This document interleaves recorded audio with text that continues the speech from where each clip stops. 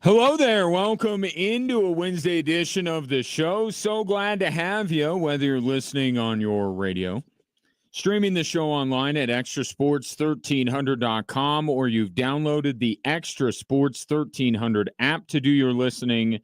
And that app is, of course, sponsored by Diversus Health, Mental Health, and Well-Being for All. A veritable cornucopia of sports topics await you. But just know we'll be heavy on the hockey today, which is a great thing. Love to get your thoughts. 719-247-1313. You can call or text them in. You can also reach out to me on X at Gingerly Tweets.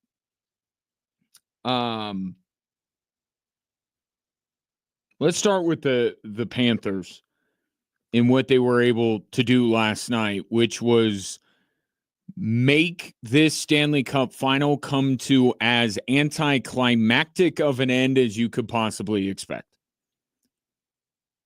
It was a decent enough start for Edmonton. I thought the biggest thing I was looking for going into last night, were they going to have that desperation level up? And they did. They did. They looked dangerous early. They could not beat Sergei Bobrovsky. And then the very thing that Leon Draisaitl mentioned earlier in the day they couldn't do, they ended up doing by falling behind multiple goals after the first period. And it was pretty much a wrap from there. Sam Reinhart makes a late run for the Conn Smythe by scoring 4 goals. 2 of them into an empty net, to be fair. And all Edmonton has to show for their efforts is 1 goal that didn't make a lick of difference as the Florida Panthers once again beat Edmonton and become back-to-back Stanley Cup champions. This does not make them a dynasty. I know that's the big question we have to ask after something like this happens. They are not a dynasty. The magic number is 3. You got to get 3, and then we'll judge based on how long it takes you to get 3, whether that ultimately makes you a dynasty. 3 in a row, 3 in 4 years, 3 in 5 years, even 3 in 6 years, I think could qualify as a dynasty. Florida is not a dynasty. But what they are is a team that is as built for what is required to win the greatest trophy in all of sport, more than many other teams that have came before them. I've seen people putting up the graphics, the back-to-back champions. You got the Tampa Bay Lightning before a certain hockey team from the state of Colorado put an end to all that nonsense. And then you go back a little bit earlier and you think of, Crosby and Malkin in those Penguins teams. And just taking those teams, we can go back even further to the Oilers, even back further to the Islanders, but those are different eras. I think it's fair to look at those 3 teams that have all gone back to back. And I look at them and I say, I'll take the Panthers. I'll take the Panthers over both of them.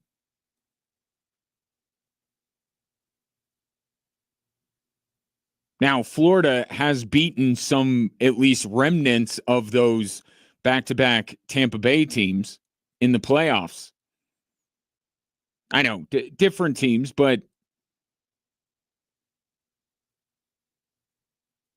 I take Florida over those Tampa teams, and I would also take Florida over the Penguins.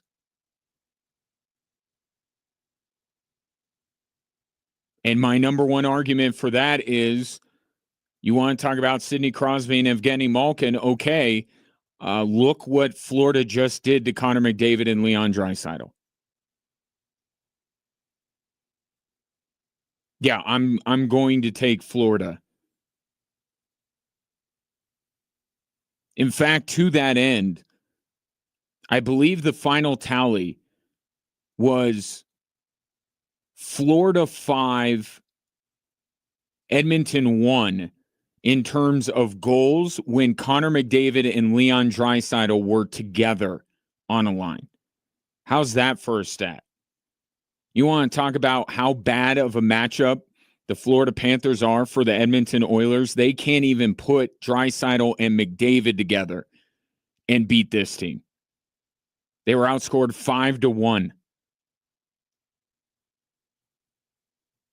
This Florida team, when you talk about being built for this, they are absolutely built for this. They have the top-tier talent of Matthew Tkachuk. People forget, I think, sometimes, and really he's the perfect star for Florida to have, because not only is he one of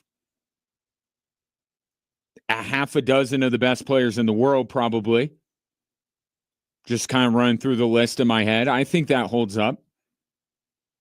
But he also fits in incredibly well with the identity of this Florida team. And it's funny to think, looking back on it, that I was actually not so sure about the trade that Florida made. I mean, Jonathan Huberdeau was a Hart Trophy candidate. Mackenzie Weegar was one of the best young defensemen in hockey. Florida gave up a lot to get Matthew Tkachuk. And now that it looks like a steal, looks like they stole him from Calgary. But he's the perfect star, and make no mistake about it, the Panthers became who they are now because of the acquisition of Matthew Tkachuk. Everything else stems from that. We wouldn't be talking about this team winning back-to-back Stanley Cups without Matthew Tkachuk. And the fact that afterwards it was revealed that he tore his adductor off of the bone and still played. Juxtapose that with the conversation we're having about Tyrese Halliburton right now.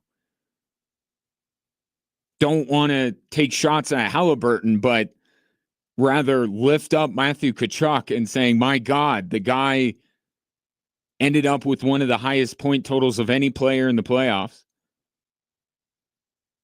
And he tore his adductor off of the bone and still played through it. But he is the perfect encapsulation of what this Florida team is. They are highly skilled. But every one of their highly skilled players also has, as Jared Bednar would say, some grit and sandpaper to their game. Tkachuk, Sam Bennett, Brad Marchand,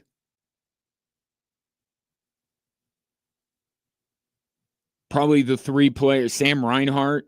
You think of a lot of the players on the Panthers, they are skilled. But they also have a mean streak. They also get under opponents' skin. They also play a two-way game. But to me, the guy that, even though Tkachuk was kind of I guess the way I would put it is Tkachuk was the catalyst to all of this, because the guy I want to talk about kind of preceded him. But you think of Sasha Barkov. You have your number one center, who happens to be the best defensive forward in the NHL. And he's skilled. He's skilled just like the rest of them. But what Sasha Barkov does better than anything else is defending. And you think about just the matchup against Edmonton. He's going up all series long against the best player on planet Earth. And as that series went on, Connor McDavid couldn't find the back of the net. Now, shouts to Gus Forsling, who may be one of the best defensive defensemen in all of hockey, but it starts with Barkov.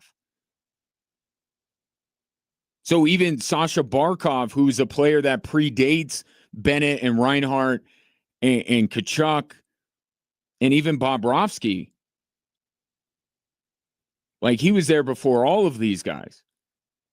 But he was a perfect player and maybe kind of what Bill Zito looked at and said, if I can get a bunch of guys that are like Sasha Barkov, I might have something going here. So Barkov is kind of one of the original Panthers, but everybody they have brought in fits that same mold. Yeah, they can score goals. Yes, they are talented, but they're not afraid to mix it up. And they pride themselves on their ability to, you've heard that Biz kept bringing up last night on TNT, that anaconda squeeze. Like, that's not them pouring in goals. That's them suffocating the opposing team. And you look at the run they've had. They've done this against Tampa. They've done this against Toronto. They've done this against Edmonton multiple times. Some of the most skilled teams in the NHL. You think of the names Matthews and Marner and Kucherov and McDavid and Draisaitl, and they stifle every single one of them.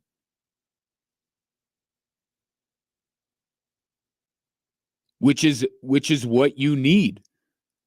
I'm not going to go so far as to say defense alone wins championships. I always talk about balance, and the Panthers have great balance.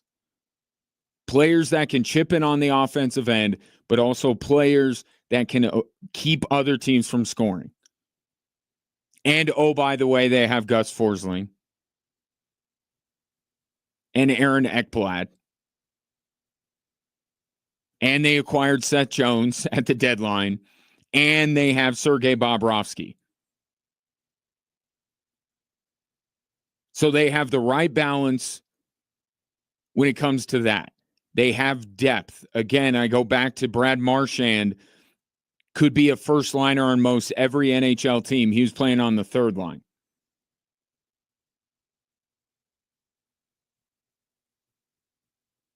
And just, they have depth. They have goaltending. They defend. They can score. They are incredibly well coached by Paul Maurice. It's funny to think of him in his path to Florida, where he basically had to quit his job in Winnipeg because he's like, I'm not the right guy for this team. They need a different voice. He raised his hand. He's like, I'm not the right guy. And maybe he figured some things out, but man, he took the helm of the perfect team for him. And just everything that he brings to the table as well. Like everything the Panthers are as a team, Paul Maurice is as a coach.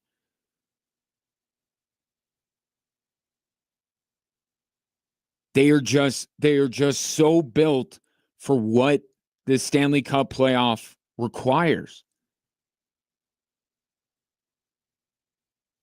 And that's why they've been to the final 3 straight years, why they've won it back-to-back years, going through some of the most talented players and teams that the NHL has. There's no looking back and saying, oh, they had a soft road. Everyone buried Florida going into the year. Oh, no way. No way they go back-to-back. No way they can get out of their division. They did. And matched up against 2 of the probably 3 best players in the world.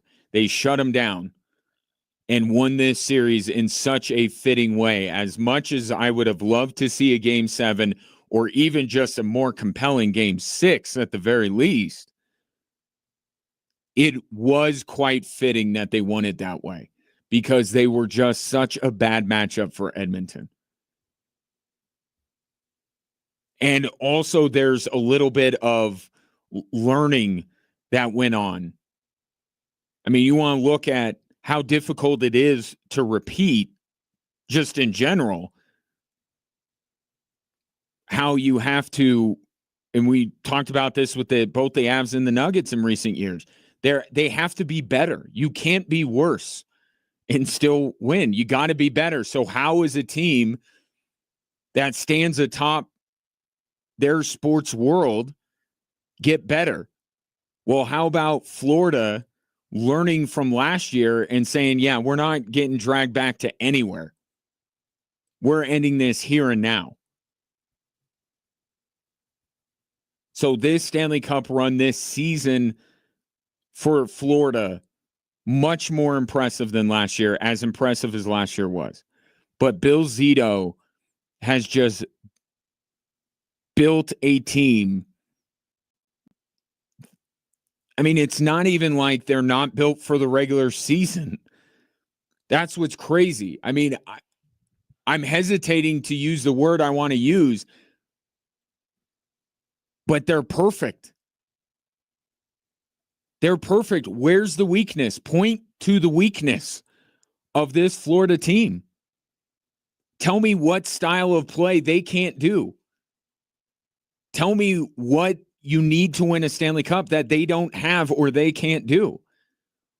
And also show me how they limp into the playoffs.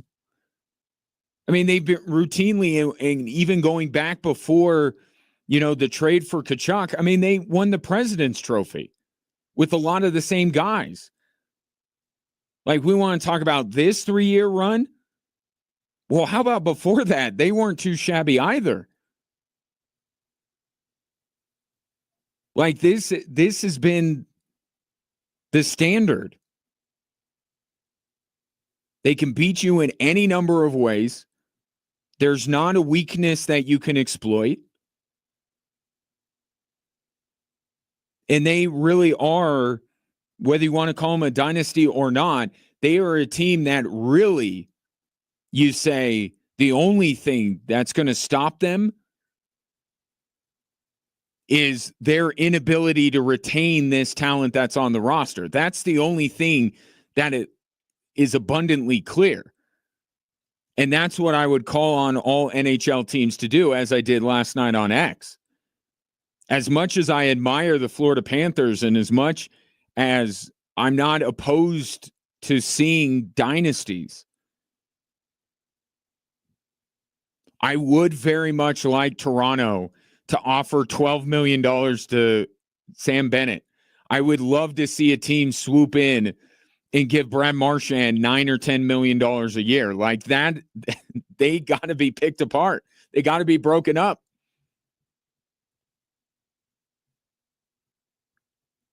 And yet I say that, and look at what Bill Zito did at the trade deadline this year. Brad Marchand, who you can make an argument deserved the Conn Smythe over Sam Bennett with his clutch scoring, and Seth Jones, who all he did was lead all Panthers in ice time. He was out there constantly. We never talked about Seth Jones because he fit in great. So I can say, NHL, have at it. Go overpay for their guys so there's no chance that the Panthers can keep this team together. But who's to say with a little extra cap space that Bill Zito can't make some magic happen again, if not this offseason, then at the trade deadline?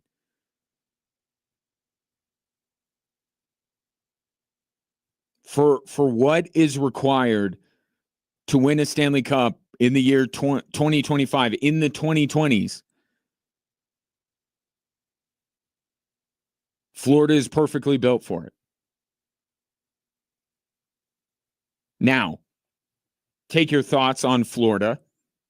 We'll talk about the Edmonton side of this thing, because listening to Connor McDavid last night, it reminded me of a couple of Colorado sports stars over the years and some of the comments that he made. But if the NHL is a copycat league, what is the blueprint that Florida is putting forth? And could the Avs actually be the team that is following it the closest right now in the NHL. That's next here on Extra Sports 1300.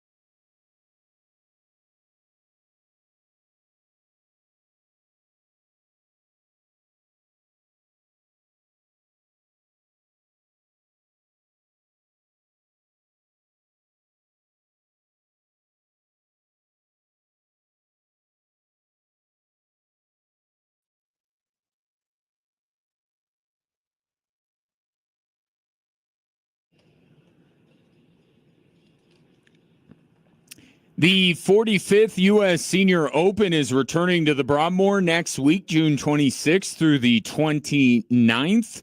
Get your tickets to see the legends of the game compete at ussenioropen.com. And I'll have a chance for you today to win tickets to the U.S. Senior Open a little bit later. But if you don't want to leave things to chance, ussenioropen.com.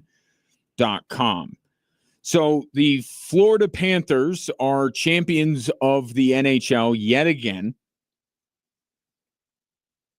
And anytime a team in any sport wins a title, we're automatically looking for how to replicate that.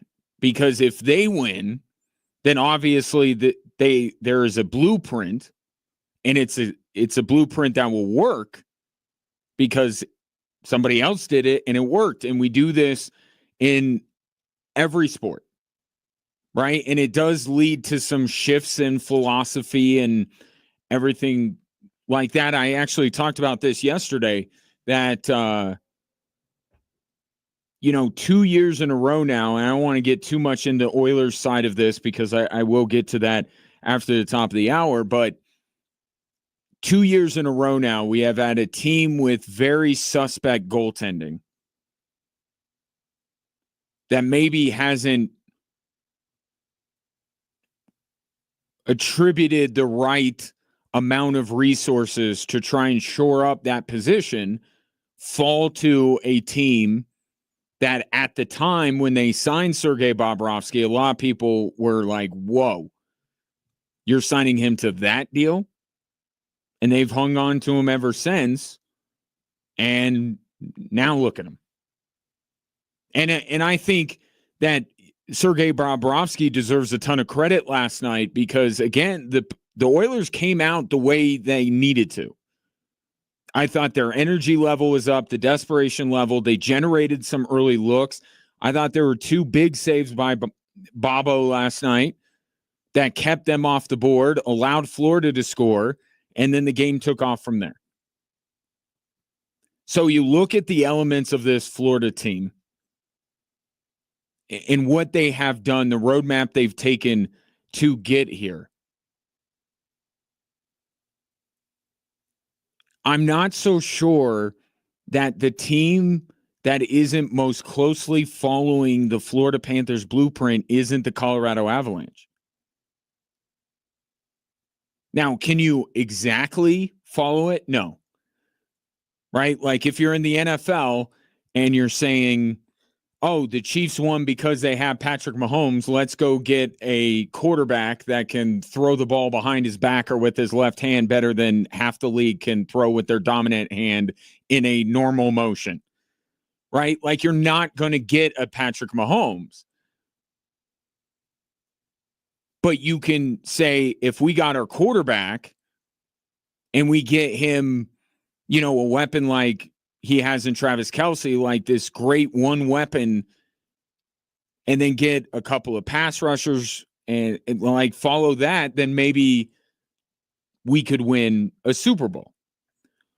Well, with Florida, you look at what they've done, and I think that the Avs are kind of in this mix.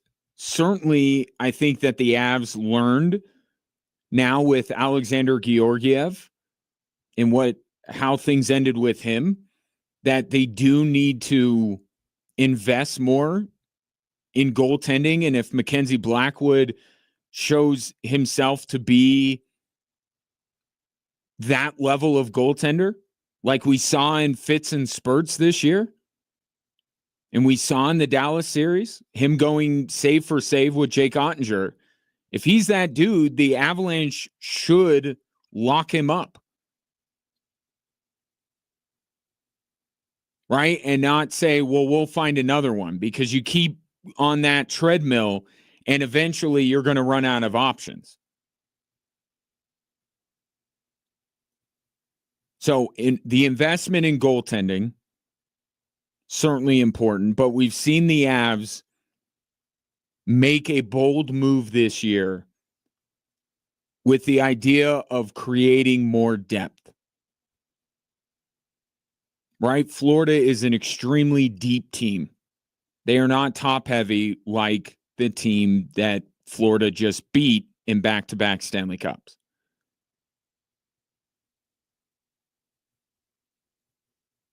Now, the difference is the Avs essentially were Calgary in the, if we're comparing Tkachuk that being the kind of the catalyst to get everything put together with this Florida team, the Avs gave up the best player in their trade. But it was for the sake of creating depth, especially down the middle, right? The spine of the team. And you've heard this team, and it's not like the Avs didn't already value some of these things, where I don't want to make it seem like the Avs have long wandered the wasteland looking for a Stanley Cup. Like, they won one not that long ago. And some of the things that apply to Florida now, you could say about the Avs back then. But the lengths in which the Avs are going to secure a lot of that, the stuff that Florida has, is the newer development, right? They've realized that in their minds, the team's a little too top heavy. And they need to create some depth. And they needed to address the goaltending situation. And they've done it in very much the same way that the Florida Panthers have done this. What's even more remarkable about Florida is that other than Barkov, Ekblad, I think those are the only two homegrown guys on the roster, and they were drafted a long time ago. They traded for Tkachuk. They traded for Marchand. They traded for Forsling. They traded for Bobrovsky. I mean, Bill Zito has put together this team. He hasn't drafted and developed anything. This is a veteran team. They are not a young hockey team by any stretch of the imagination. And they were all brought in via trade, free agency, or even waiver claims. I think that's how they got Forsling, was as a waiver claim, if I'm not mistaken. They have imported their entire roster.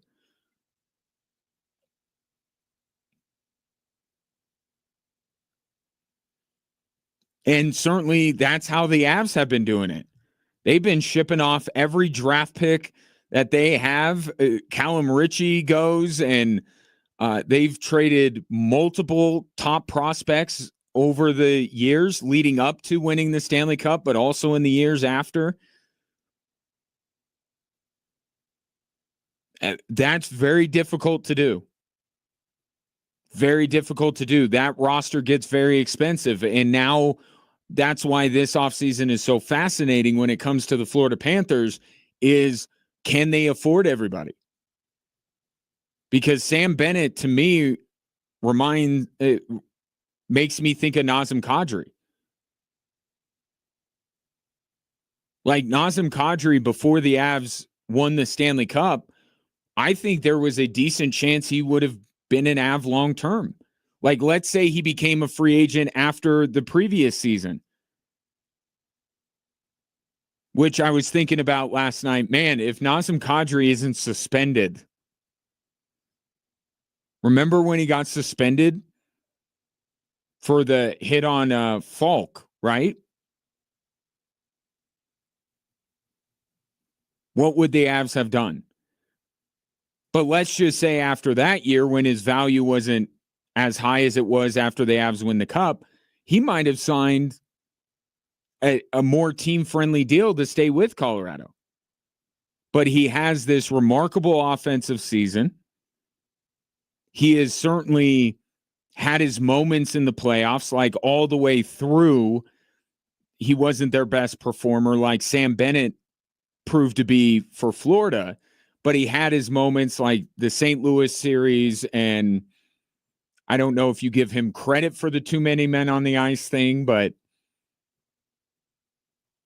it's a weird thing to give him credit for, but you get my point. He had his moments in the playoffs, but the amount of production he had during the regular season was what got him paid. Now you have Sam Bennett, who's basically the opposite. Not a guy you would be willing to spend $10 million a year on based on his regular season production. But if you're a team like Toronto that needs someone that has proven themselves in the playoffs, I mean, Sam Bennett's your guy. I don't know how, if I could make a perfect match in free agency, I don't know how Sam Bennett to Toronto isn't the most perfect match of anybody. I don't know if Toronto fans could stomach this, but, or even Brad Marchand, right? One of those Florida guys. So Florida had, you give them credit, but they also understand they have some good fortune in being able to win immediately before all of these guys got up for new contracts. And now their roster's getting really expensive. How many of the guys are going to be willing to stick around for the chance at a three-peat? It's going to be interesting to see. But that's the downside of not going the draft and develop route. Eventually your roster is too expensive and you won't be able to replenish what you lose because you gave up all of your assets to build this team. And you don't trade a Stanley Cup for anything, right? So I'm not saying Bill Zito's going to regret the decisions. But it makes it very interesting to see if Florida can actually get back if they don't have Sam Bennett or Brad Marchand. I don't put anything past Bill Zito, but those are two significant losses they could endure this offseason. But I look throughout the league and I see a lot of teams that are very much homegrown out of the, contenders. Certainly Dallas is a team that was homegrown, and now they've kind of gone away from that, right? Because they brought in Mikko Rantanen, and they might be shipping out one of their homegrown guys, either Marchman or Robertson. I look at the Avs and I say, if there is a team, a contending team that is built most in the image of the Florida Panthers, it might be Colorado.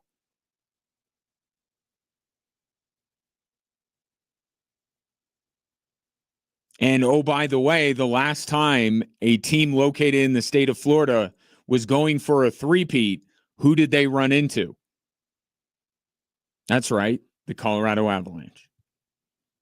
719-247-1313. Take your thoughts on the Stanley Cup final. Coming up next, there was a big fight last night. But surprisingly, it wasn't in the NHL.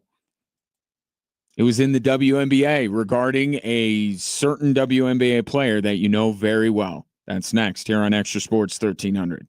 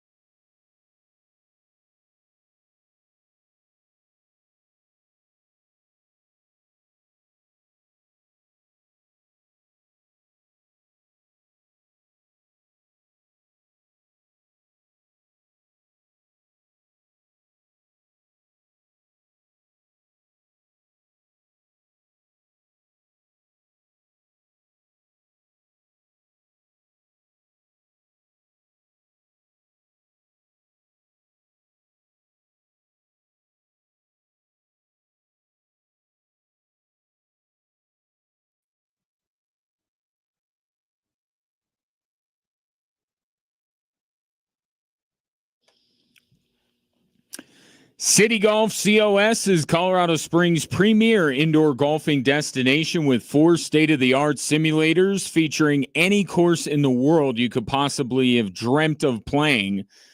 Try out City Golf COS with our extra sweet deal of the week, an hour of play for just $25. That's half off the original price. Get yours now. They are limited at extrasports1300.com. So the irony, and I think I am using the word irony in its correct context when I talk about this, the irony that the biggest fight in sports last night did not take place in the NHL, although there were a few dust-ups between the Edmonton Oilers and the Florida Panthers. It was in Connecticut, and it was involving, of course, Caitlin Clark. Midway point, third quarter. Sheldon all over Clark. And they get into it a bit here. Lexi Hall now gets in Sheldon's face. Caitlin Clark hits the deck. Big Ten against Big Ten. Ohio State and Iowa. Audio courtesy of the WNBA. Go look. There's some videos floating around online of Sheldon at Ohio State and Caitlin Clark. It's not the first time the two of them have become entangled on the basketball court at one point or another. So because that's a TV broadcast, they didn't do a good job of describing what happened. So Caitlin Clark is dribbling on the perimeter, and Sheldon pokes her in the eye. It appears. Could be inadvertent. I'm not going to spend too much time in thinking that player was intentionally poking Caitlin Clark in the eye, because what came after was more important. So Clark goes back at Sheldon, as anybody would react. If you poked me in the eye, even if it was on accident, I would be pretty upset with you. And so the two of them exchange pushes, and Caitlin Clark's back is turned, and another member, Mabry, of the Connecticut Sun, trucks her from behind. Caitlin Clark isn't watching, isn't engaging with this player, and she just comes up behind her and trucks over her. So Caitlin Clark is given a technical for going back at Sheldon for the poke in the eye. And Mabry, who hit Caitlin Clark, does not get ejected. And if you're an NBA fan, wouldn't you think that somebody doing that would be an automatic ejection? The player is not looking, and you come up behind them and knock them over with force. I mean, the thing is, if Caitlin Clark was turned around and facing the player, she would not have gone flying the way that she did. But she wasn't looking. She didn't know. So that player stays in the game.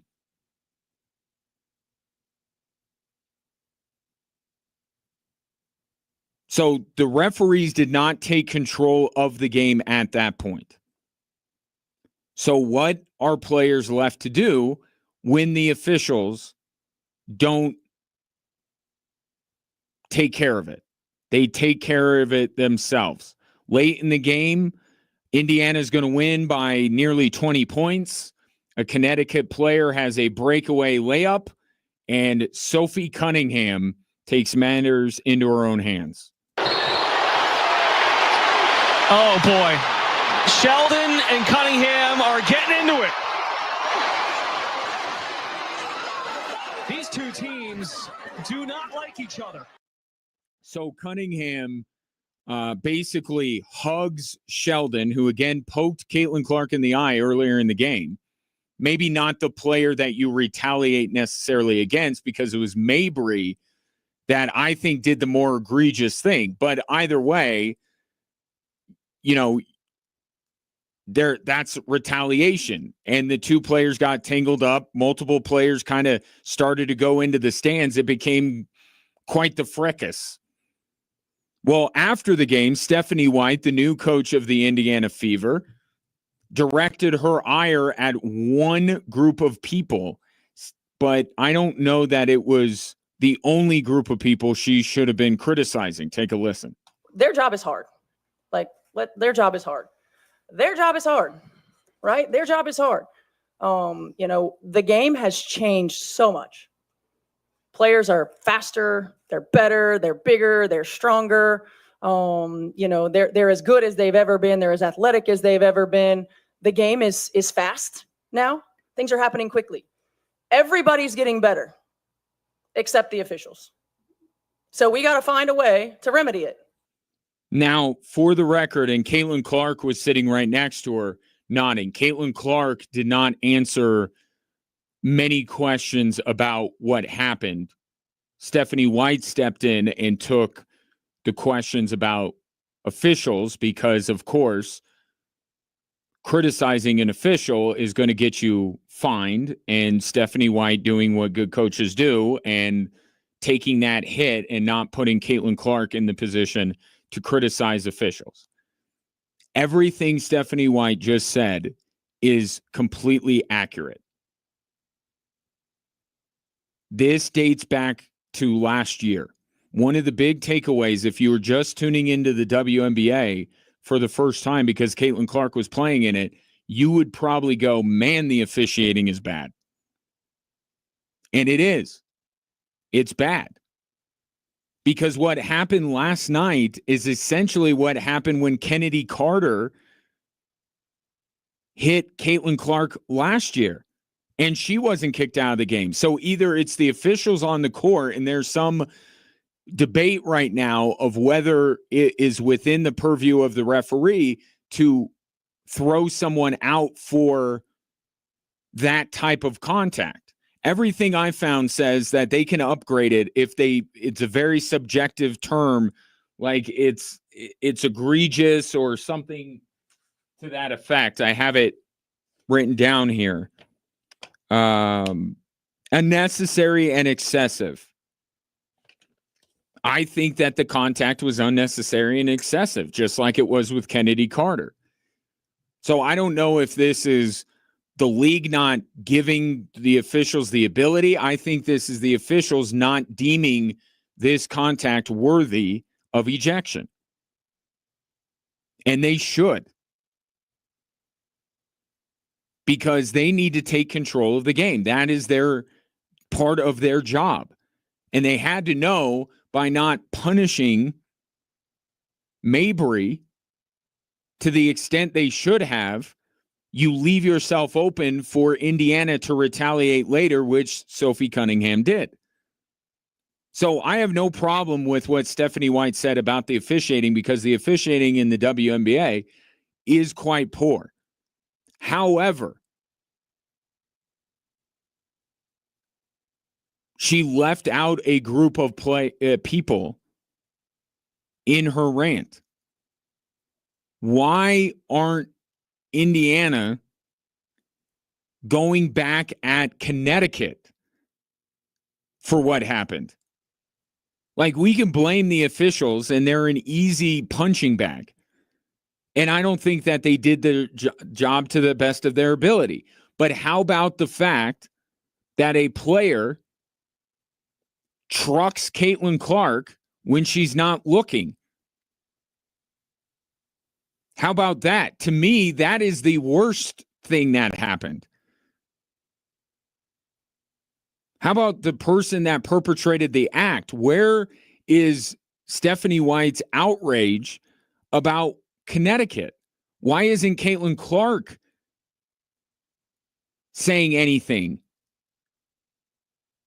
If she is being targeted by opposing teams, which it is abundantly clear that she is, somebody has got to stand up and say, if you keep coming back at us, we're going to go at you. And that's why what Sophie Cunningham did is so refreshing to people who follow the WNBA and the Indiana Fever, to the point that now you can't even buy a Sophie Cunningham jersey right now because they're all sold out.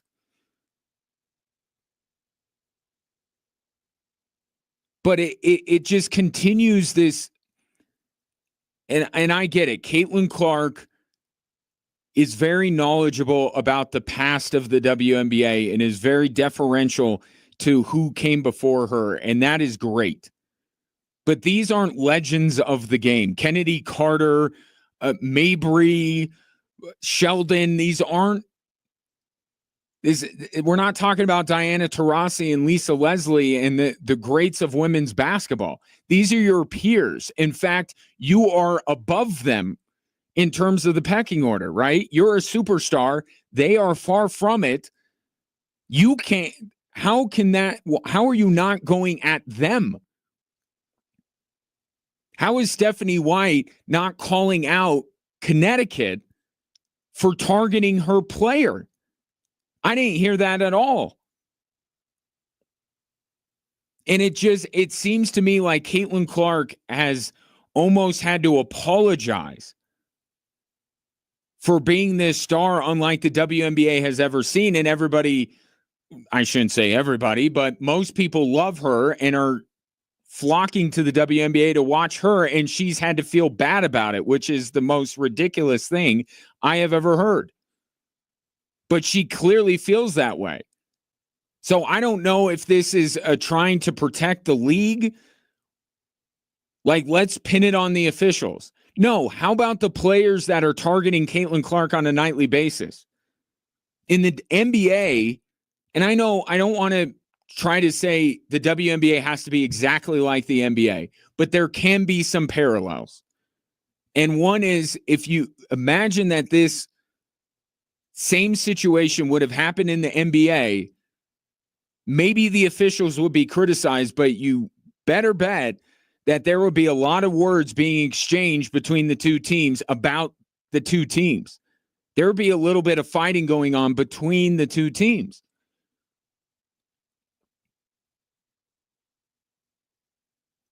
And all the conversation post-game is about how the referees didn't step in. But the WNBA is a physical game. Come on now.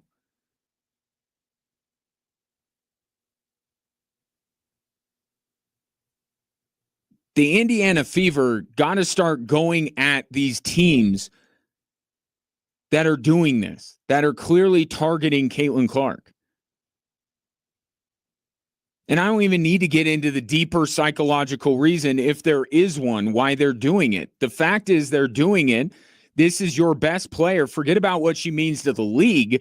She means everything to your team. You kept losing when she was injured. She came back and you immediately beat the defending champs who were undefeated.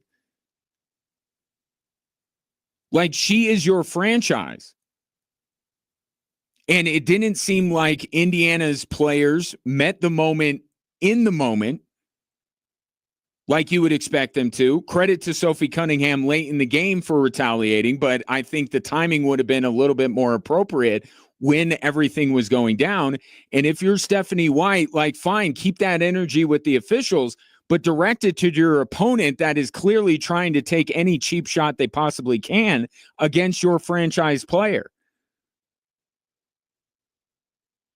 And it's a weird protection thing that's going on that nobody wants to say anything about other players. You know, that's one thing that I will give Angel Reese a little bit of credit about. Like, she's not afraid to do that. Caitlin Clark needs to do that. Or better yet, her head coach needs to do that. So hopefully, at least Sophie Cunningham's retaliation, hopefully that is something that continues and she becomes, you know, the Marty McSorley to Caitlin Clark's Wayne Gretzky here. But that can't happen. You can't keep allowing the face of your league and the face of your team, if you're the Indiana Fever, get targeted like this, and then you want to blame the officials. It's really odd to me. Take your thoughts on it. 719-247-1313. Coming up next, why Connor McDavid last night gave me both Nathan McKinnon and Nikola Jokic vibes.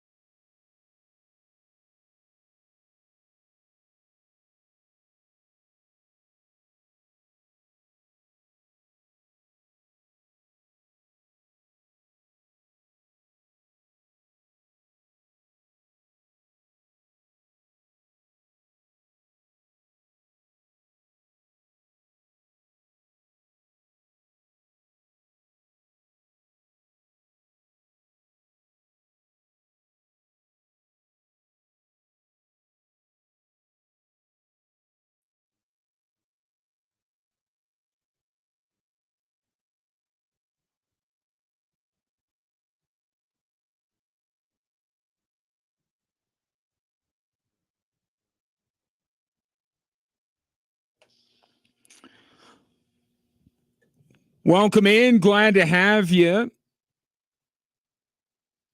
Whether you're listening to the show or watching and listening to the show, because just watching does not necessarily mean you're listening. Trust me, I can pull that off very well. I can look at people and not hear a word they are saying. So if you're watching and listening on our social media platforms at XTRA Sports 1300, I appreciate you just as much as the people who are listening. I appreciate everyone equally. And I appreciate the people who take the time out of their busy day to give me their thoughts on the day's sports topics. 719-247-1313. You can call or text it in. And that number also can be handy for winning things like U.S. Senior Open tickets. Keep that in mind, because that's happening today. Last night, the Florida Panthers went back-to-back at the expense of the Edmonton Oilers. Not much of a game last night. 5-1 was the final. So now the game's best player in Connor McDavid is still without the game's biggest prize. And when Connor McDavid was interviewed after, he had a very difficult time hiding his frustration. They tilted the rink. They were able to kind of stay on top of us all over the place. Never really able to generate any momentum up the ice. We kept trying the same thing over and over again, just banging our heads against the wall. He held it together early, and then he's like, as he was talking, you could just tell that he was getting more frustrated thinking about it.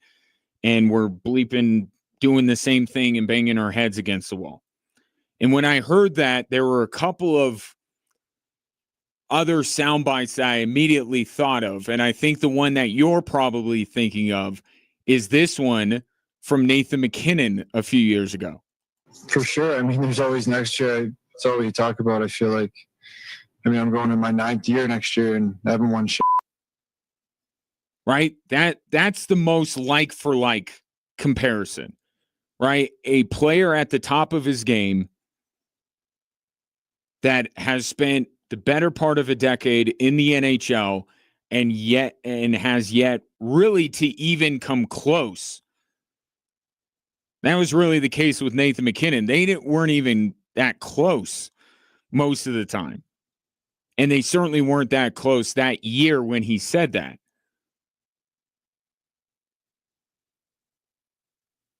But I also thought of a more recent quote from a Colorado sports star in comparing to Connor McDavid. And I think in sport, this might be the closest comparison to Connor McDavid.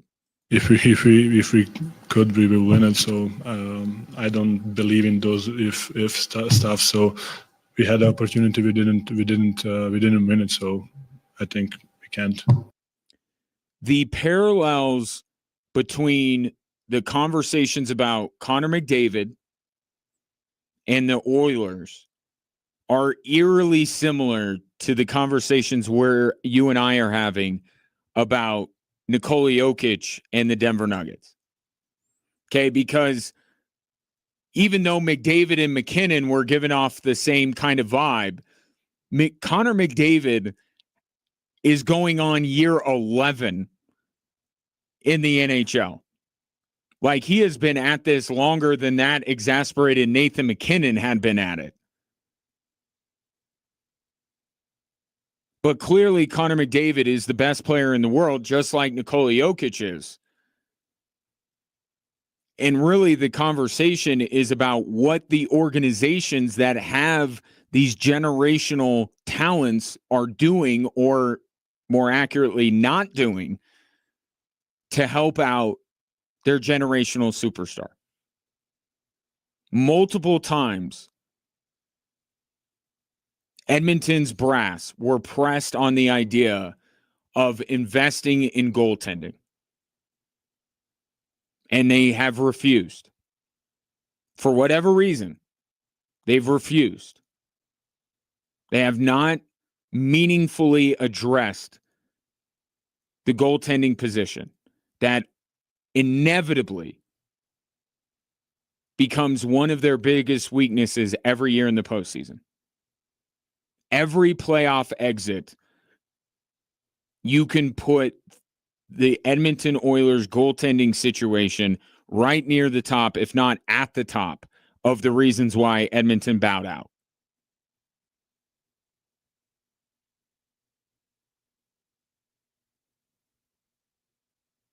So is Edmonton doing everything they can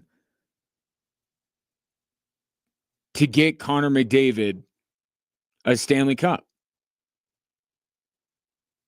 Have they meaningfully addressed their depth?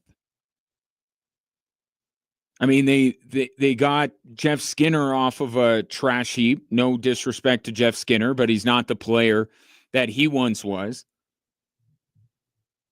And they're bringing in guys to bring some grit and sandpaper, and Corey Perry, who all that dude is known for is losing in the Stanley Cup final, and Evander Kane, who so on brand, his last act in the Stanley Cup final was taking an unnecessary slash at Matthew Tkachuk, getting ejected from the game, and did not come out for the handshake line. If you can explain to someone who has no idea who Evander Kane is, you want to show them something to encapsulate who Evander Kane is, show them that sequence. It's not that the Edmonton Oilers aren't a talented hockey team. Okay, it's the same with the Denver Nuggets. Both of these teams have talent. But when you have players like Connor McDavid and Nikola Jokic, you have more pressure to make something happen immediately. Like we're panicking about the Denver Nuggets wasting Nikola Jokic, and the Nuggets 2 years ago were winning the Larry O'Brien. I think the Connor McDavid story is, I'm not telling anyone to stop feeling the way they're feeling about the way the Nuggets are taking Nikola Jokic for granted, because they absolutely are. But let's put it in perspective here. The Denver Nuggets have done things, probably most notably trading for Aaron Gordon to get Nikola Jokic to a championship, and they won one. Connor McDavid has been the best player on planet Earth for longer than Nikola Jokic has been the best basketball player on planet Earth. And Edmonton still has not helped him win a Stanley Cup. And that's the thing. Got to help. I understand that people want to take shots at Connor McDavid. I've seen Penguins fans all over social media that are going at him because Sidney Crosby was able to win multiple Stanley Cups and Connor McDavid still can, and putting up Game 7. Remember, that used to be the thing about Nathan MacKinnon. What was Nathan MacKinnon's numbers and record in Game 7s, in clinching games of the playoffs? Like, Nathan MacKinnon got that unfair rap. We need to start pivoting a little bit, and we're doing it with Nikola Jokic right now. I understand that Nikola Jokic didn't play at his best the last 2 games that have gotten the Denver Nuggets bounced, but you and I both know that he is far from the reason why the Nuggets have been bounced in the postseason the last 2 years in the second round. And people who follow the Oilers know, even if Connor McDavid last night did not score a goal, or even if he had struggled to score goals in the last few games of this Stanley Cup final, that he is far from their biggest issue.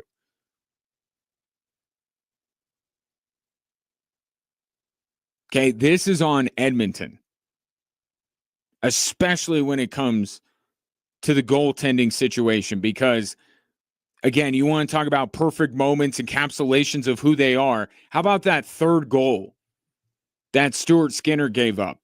I mean, that's like peewee hockey stuff.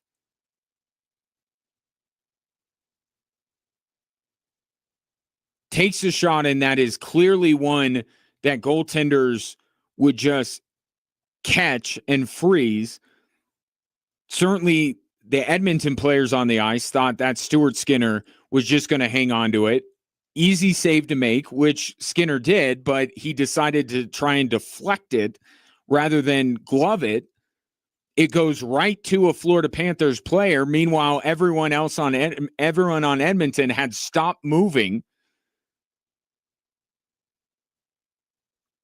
And then Stuart Skinner misplays it, and Henrik Lundqvist perfectly explained it on the TNT broadcast last night that, like, every goaltender worth his salt knows that is a backdoor play. That's exactly what Florida was going to do, and Stuart Skinner seemed like he had no idea. And then you have Edmonton, their defenseman, Darnell Nurse, just standing there. So it starts with Skinner, but then it's like, at what point will the Edmonton players wake up and realize that the puck is still alive and do something about it?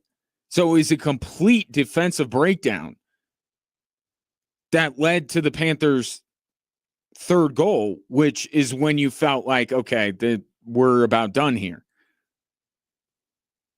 So it's not just the goaltending. It's also the blue line. It's also some of the players. Are they defensively where they need to be in order for Edmonton to win? And I get it. It's a tough job. It is a tough job to build. That's why Bill Zito deserves to probably have a statue somewhere in Fort Lauderdale, because his ability to not only build a core that is capable of winning a title, but continuously has added to it, and every acquisition that he has made has been pitch perfect. It's not an easy job. But has Edmonton been active in the last few years in the way that they should be? Are they prioritizing the right things? Because they did lock up Leon Draisaitl, and they didn't have any money left over for anybody else. It's hard to let a guy like Leon Draisaitl go. I get that. And I don't think that that's the most egregious mistake the Oilers front office had, but you have to find other ways. Having a player like Connor McDavid should light a fire under the front office to exhaust everything. We should hear the Edmonton Oilers rumored with everybody. Every blue liner, every goaltender. Like, Edmonton should be in the mix. They're not going to make every deal, but it's like my frustration with the Denver Nuggets right now. Kevin Durant is out there, and the Nuggets aren't even being rumored. You know how people pull rumors out of thin air? Nobody can even pull a Nuggets rumor out of thin air. The only Kevin Durant to the Nuggets talk has been done by me. And more recently, Rick Bucher. And it's just, wow, wouldn't Kevin Durant be great on the Denver Nuggets?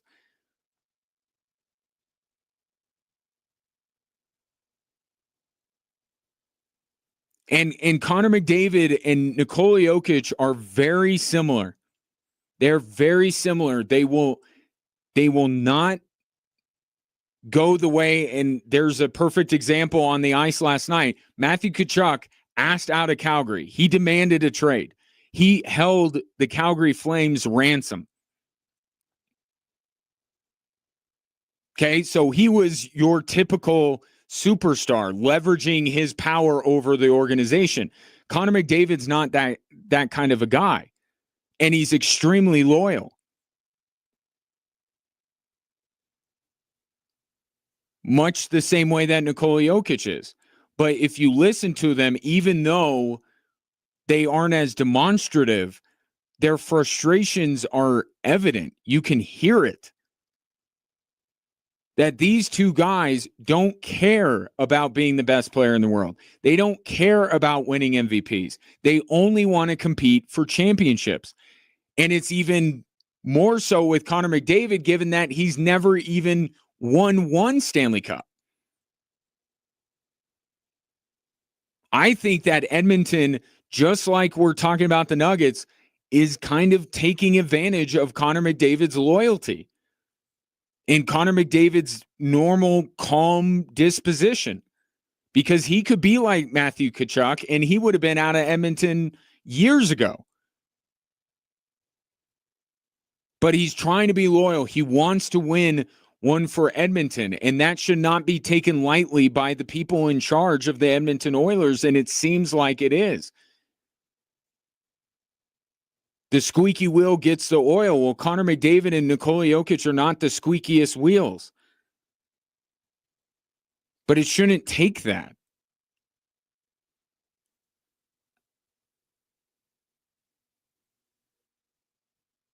And I'm not saying that Connor McDavid this year should demand a trade, just like I don't think Nikola Jokic should. But one more comparison between the two, they're both up for extensions this summer. And they don't have to say anything in order to send a message. All they both need to do is not sign on the dotted line. That's it. Doesn't mean that they're never going to re-sign. It does. All it is just a subtle way of saying, I'm not going to call you out publicly. That's not my style. But you're going to come to me and ask me to just blindly sign up for multiple years when we're stagnating. I'm not going to do it. I have every intention of playing the rest of my career in this city. But now you need to show me something. And McDavid and Jokic can both do that this summer. And just be like, no, not ready yet. And it would put fear into the people that run those respective organizations.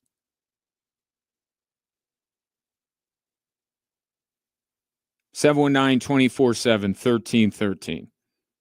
Have the Oilers done everything in their power to help Connor McDavid? And do you think it's more fun to do it when it's not somebody that's on a team you root for? Should Connor McDavid ask out like everyone thinks Nikola Jokic should ask out of Denver? Take your thoughts. 719-24/7-1313.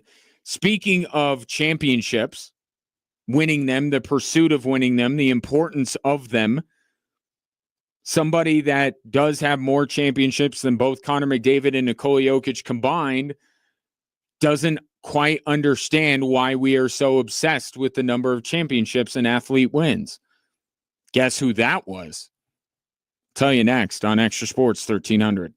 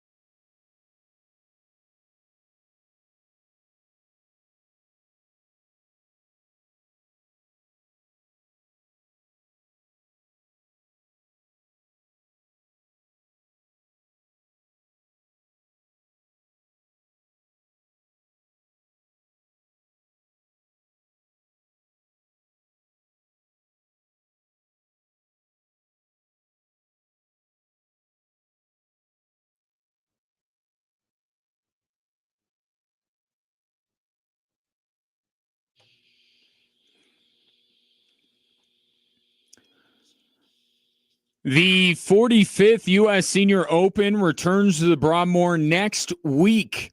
See the legends of the game compete in our own backyard June 26th through the 29th by getting your tickets at ussenioropen.com or you can just win them from me. Pair tickets to Friday, round 2 of the U.S.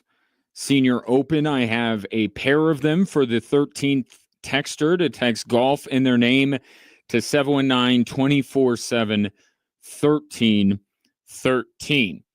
Some significant news out of the NBA today. The Buss family will no longer be the majority owners of the Los Angeles Lakers. A deal is being finalized to sell the majority stake. Majority stake, that's important. That's not the whole thing.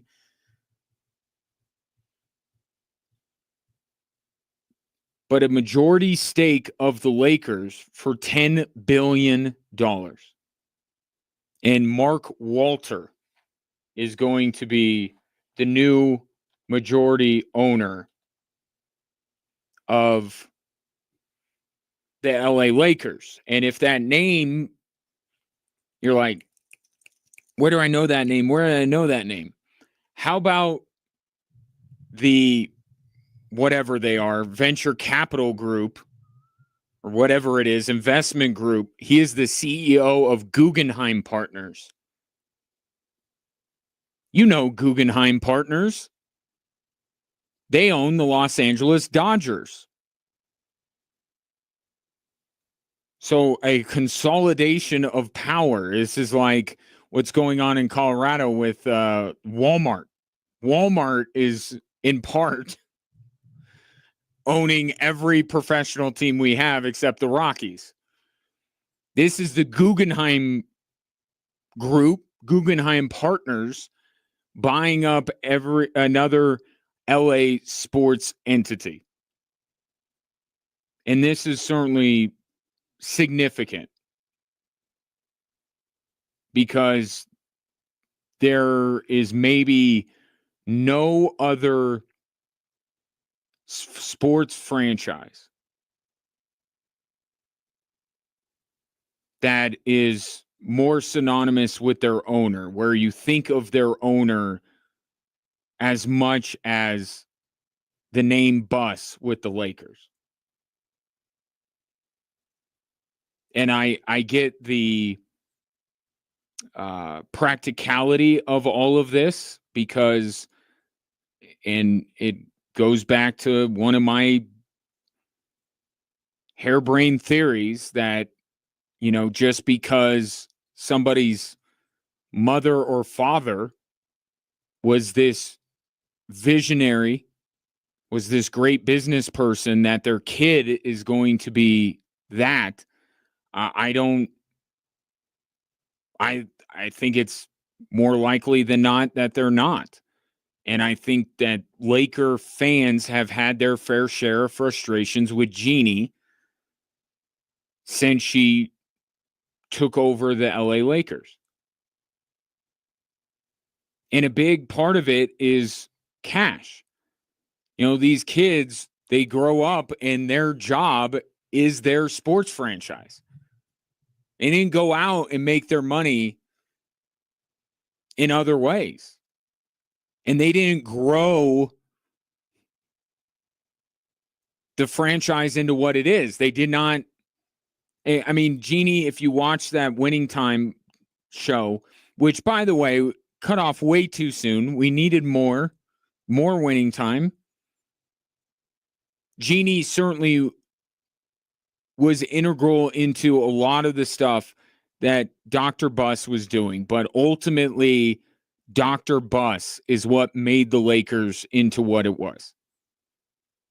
Right? And Jeannie may have been better equipped than a lot of scions are to take over a franchise. But a lot of the frustration with her is that she doesn't have her own personal wealth to pour into the organization. Are the Lakers going to be a team with the new financial restrictions being willing to spend into the second apron? Right? Are they going to pay the repeater tax, and are they going to do all of these things to keep their team together when they transition from it being LeBron's team with Luka to Luka's team with other star X? We know the Lakers will find one eventually.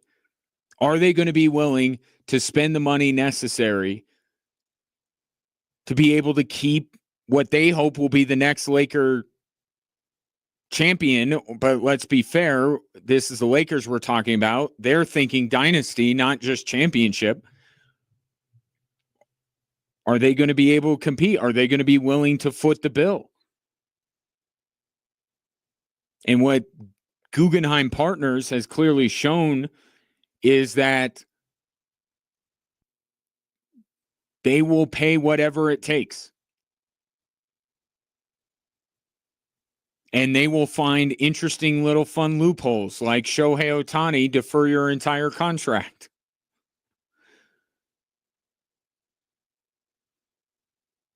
I mean, time will tell whether the Lakers have a team even worth spending into the second apron to keep together. Like, we're a long distance from that.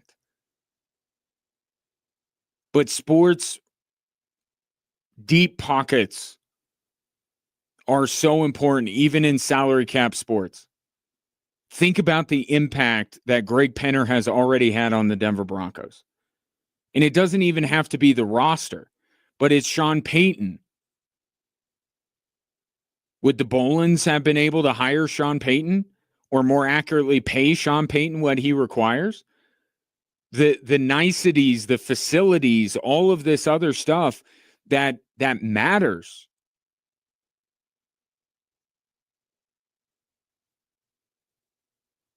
Having deep pockets, even in salary cap sports, is important.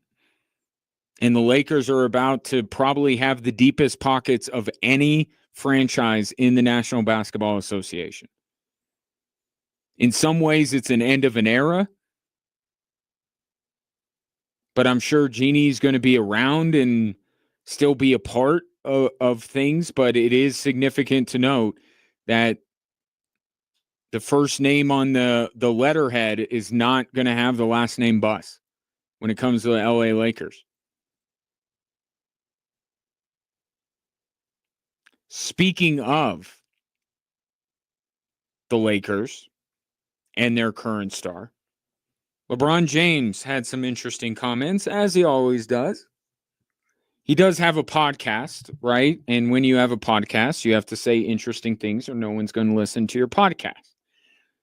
But LeBron James repeatedly reminds me of the guy in the hot dog costume on I Think You Should Leave. We're all trying to figure out who did this, when it is very clear who did this.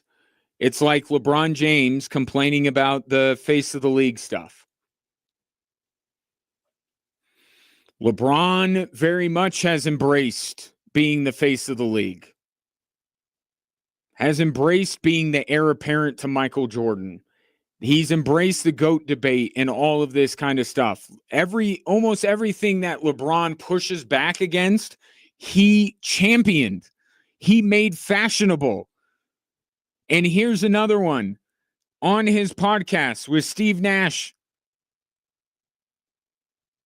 criticizing the discourse around ring culture, saying a ring is a team accomplishment, and said trying to nitpick an individual because he was not able to win a team game or a team match or whatever the case may be. I don't know where it started with you, but it's a long conversation, especially when it comes to me individually, because you did this. How, you might ask? What is the hot dog shaped car in all of this?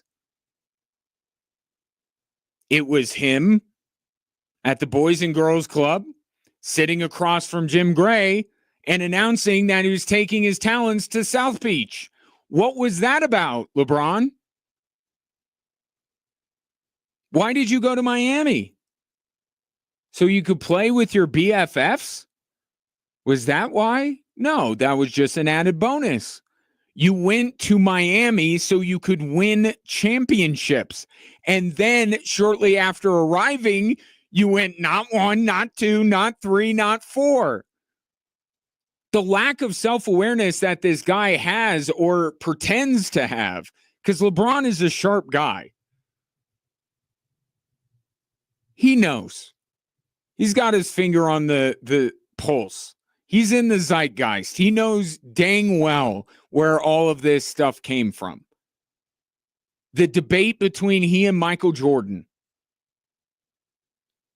And in order for LeBron James to enter that debate, he knew he had to win titles.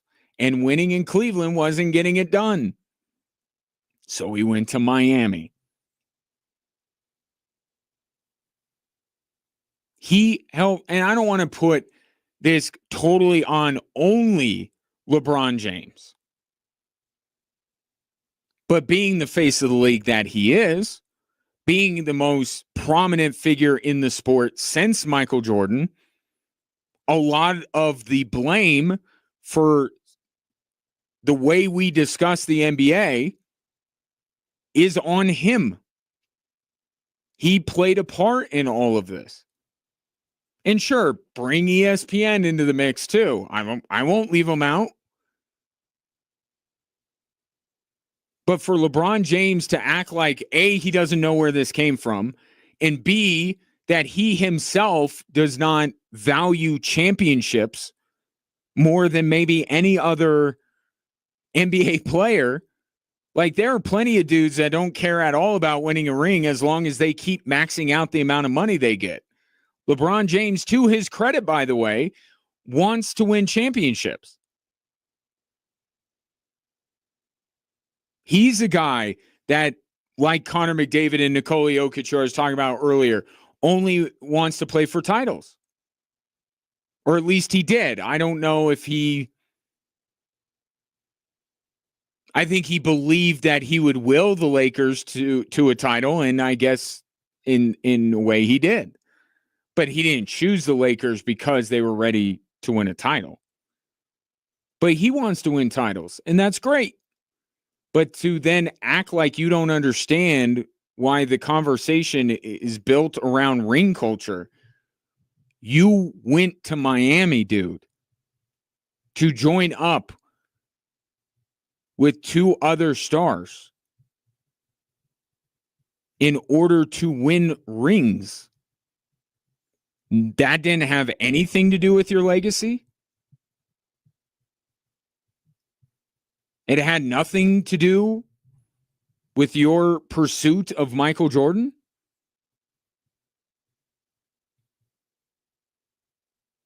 Part of the reason why we have ring culture is because we have instances like LeBron and Kevin Durant who have made free agent decisions solely for the purpose of chasing a ring and for nothing else. Kevin Durant didn't go to Golden State because he likes the Bay Area. And maybe he does in some way, but it wasn't the driver of it. It wasn't because he thought he would look cool in a Warriors uniform. He was tired of banging his head against the wall in Oklahoma City, so he took the easy way out. And to his credit, became the best player on the Golden State Warriors at that time. Just like LeBron joined up with Dwayne Wade and was the best player on the Miami Heat. But you went there so you could win a ring because you care about rings as much as everybody else does. And it's not a lack of self-awareness. It is an act. He is pretending to not understand what ring culture is all about. He's pretending like he doesn't understand why anyone would want to be the face of the league when he has openly campaigned to be that. That's what's so frustrating about his comments. We're all trying to find out who did this. You did this. You don't think Kevin Durant thought that he could make the move to Golden State because of you going to Miami? Come on now. LeBron's smart. He knows better than this.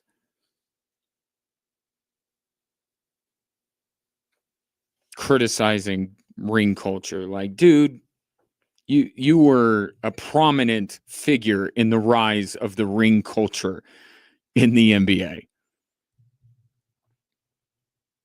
But he thinks we'll forget. He thinks that we don't know. Oh, we know. We remember. You did go to Miami. 719-247-1313. Back with more Drive Time Sports after this.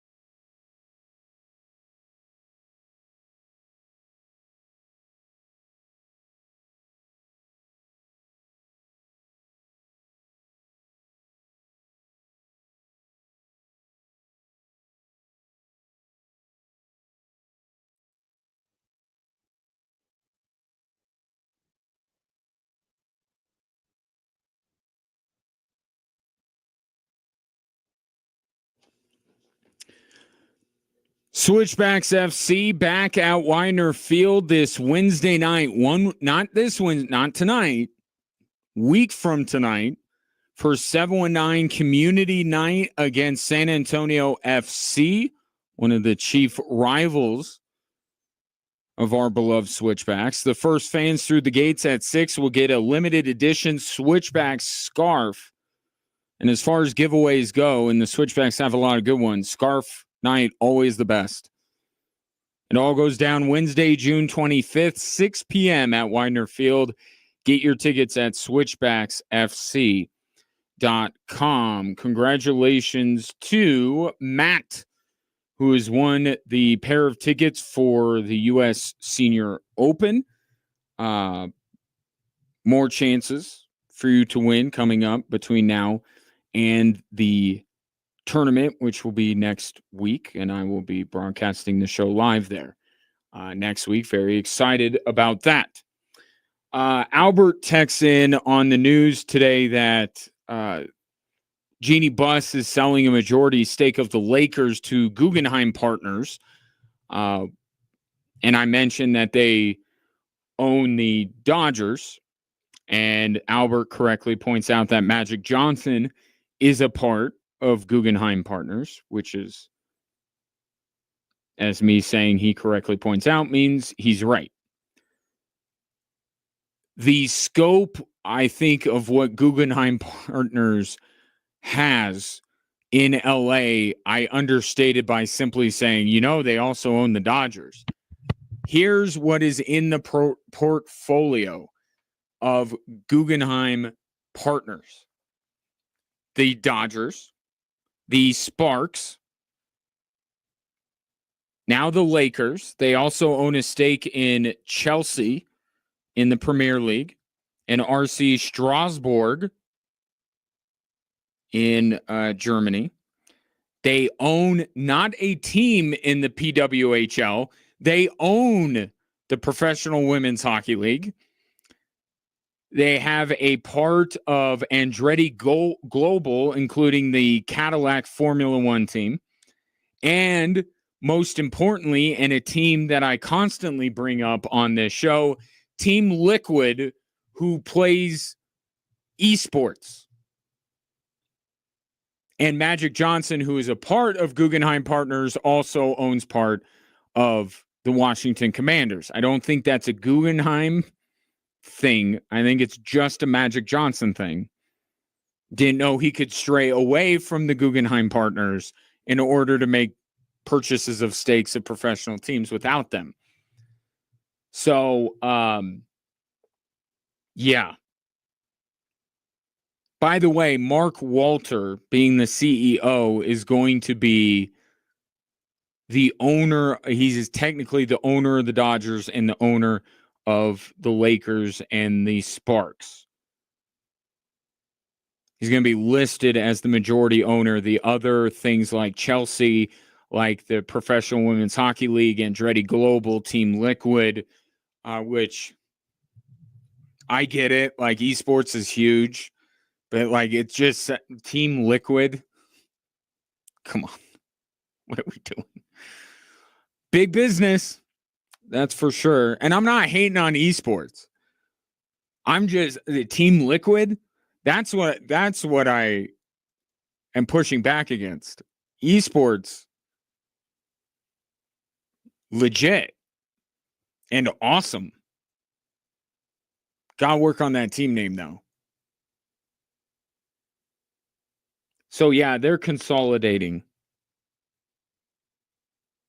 their power in the greater Los Angeles area.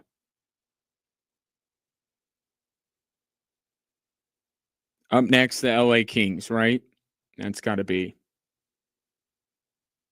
I shouldn't say that too loud.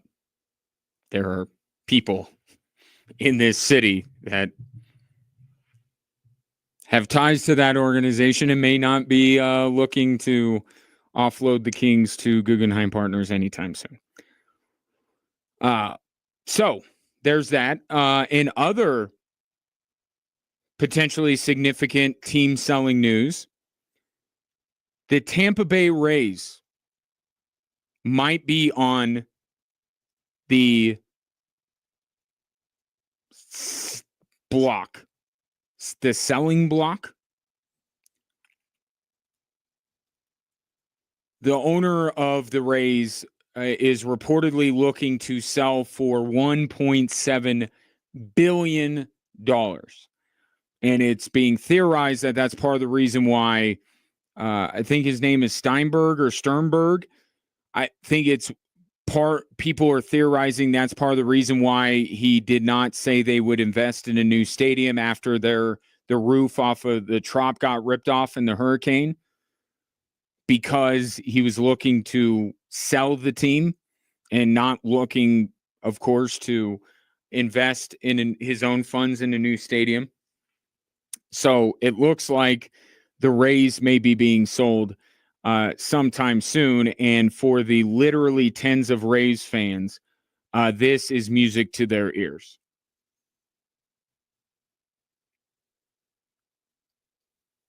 Because there is a world where the Rays aren't the Dodgers and never will be, but the impact that the Rays have had on the Dodgers is very clear.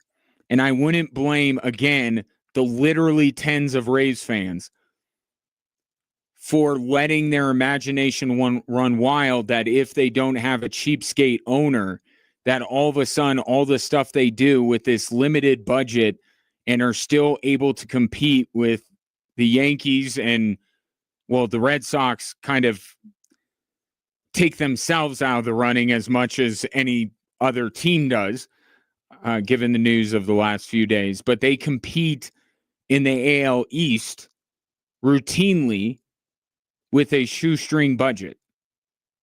And the architect of the Rays is now running the Los Angeles Dodgers and has basically taken all those methods and then been given an unlimited supply of money from Guggenheim Partners to turn the Dodgers into the juggernaut that they are. And perhaps therein lies some hope for another fan base that I would say pretty confidently outnumbers the Rays fan base, maybe by a significant margin. Because I think many Rays fans felt like the day would never come where the team would be sold. And you know where I'm going with this. And I'm just going to I'll put it out there, and I'm not going to do a reality check. I'm not going to do the yeah, but. I'm just going to say the Rays are getting sold. And there are a lot of people in the greater Tampa area that thought this day would never come.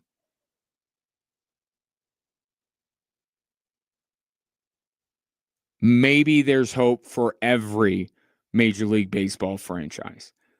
And the reason why I bring this up, or the reason why I have such a sunny disposition about the whole thing, is because I don't know if you've noticed, but your Colorado Rockies are on something called a winning streak. Something that I have only been able to utter one other time this season. The Colorado Rockies have ripped off 3 games in a row. Again, not that long after they ripped off 3 in Miami.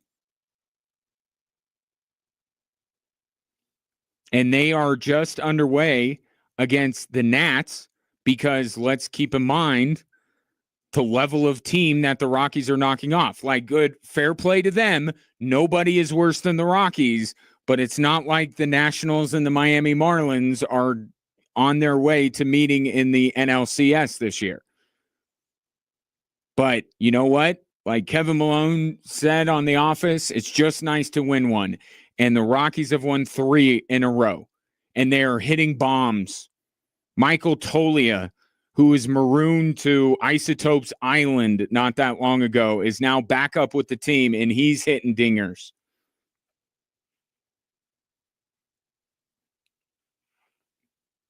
So Rockies looking for a season-long winning streak. as we speak. I would be remiss. I would be derelict in my duty if I did not keep you up to date throughout the rest of the show. And that is my solemn vow to you. In the meantime, we will take a break because I have the 3 stories that are driving the show, and I have your chance to win tickets to see the Switchbacks next week. And I eagerly await your thoughts on the day's topics. All of that to come next on Extra Sports 1300.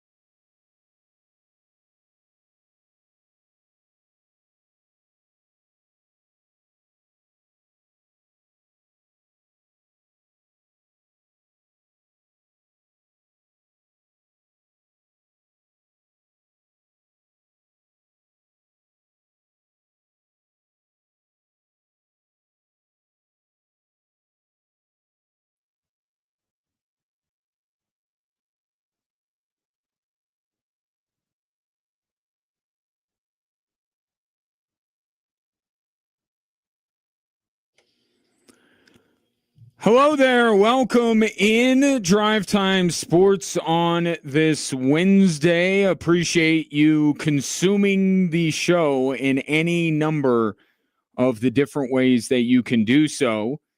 On air, through your radio, online at extrasports1300.com, through the free Extra Sports 1300 app, my preferred way of listening to this radio station when I'm not talking on it, or on our social media platforms at XTRA Sports 1300. Off the top here, the universe is funny because the Rockies are on the cusp of putting together the longest winning streak of the season, which is 4. And their game against the Nats is delayed. Funny. I found it funny. It's like rain when you're trying to get the longest winning streak of the season. From the 719, this came in. The Rockies are good when they play crap teams, kind of like the Broncos. Not a wrong assessment, actually very accurate. The only difference is that the Broncos do it at a greater rate than the Colorado Rockies. But if you look at the teams that the Rockies have had the most success against and the teams that the Broncos have had the most success against, the vast majority of, if not all the success of those two franchises in the last year or the last season have been built upon beating the least of teams in their respective leagues. That's not a lie. That is a fact. And one of the things that the Denver Broncos, if they're truly going to take this next step, you got to think at some point they got to do. They got a few of them on their schedule. You got to imagine they can't go over and be better than they were last year. So that is an absolutely fair assessment. Is it mean-spirited? Absolutely. That doesn't make it any less true. Speaking of, I got some news on when the Broncos are actually going to start training camp. But I'm going to make you wait because it is only the third story of the 3 that are driving the show.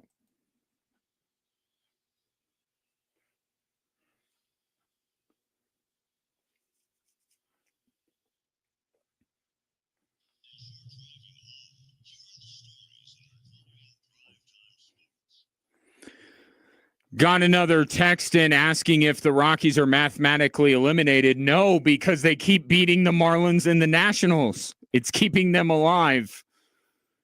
Here's story number 1. Gus Forsling will hold it. The final set, 10 seconds. Down to the final 5 seconds. Rats rain down. Lord Stanley staying in South Florida. Last year was greatness. This time it's historic. The Florida Panthers are back-to-back Stanley Cup champions. WQAM on the call. It ended in a pretty fitting way with the Florida Panthers dominating the Edmonton Oilers. 5-1 was the final score, and after 2 meetings between these two teams in the Stanley Cup final, I think we can unequivocally say at this point that Edmonton has a Florida problem, that they cannot beat the Florida Panthers. And the reason why? Because the Florida Panthers are as close to a perfect team as you can get. Everything that is required of a team to win a Stanley Cup, Florida has in spades.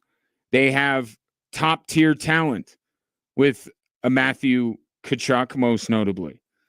They have grit and sandpaper to their game. They have physicality with Tkachuk and Sam Bennett and Brad Marchand. They have goaltending. They have defense. They have depth. They have coaching. They have everything. And you honestly can't say that about every team that has won a Stanley Cup. There have been plenty of teams that have glaring weaknesses that they've been able to overcome. Florida, I look at, and I think it's the only way you can win back-to-back Stanley Cups. You don't have a weakness. Somebody tell me what Florida's weakness is. I don't know what it is. I can't find it. They are perfectly built to win in the Stanley Cup playoffs. And by the way, they win a lot during the regular season too.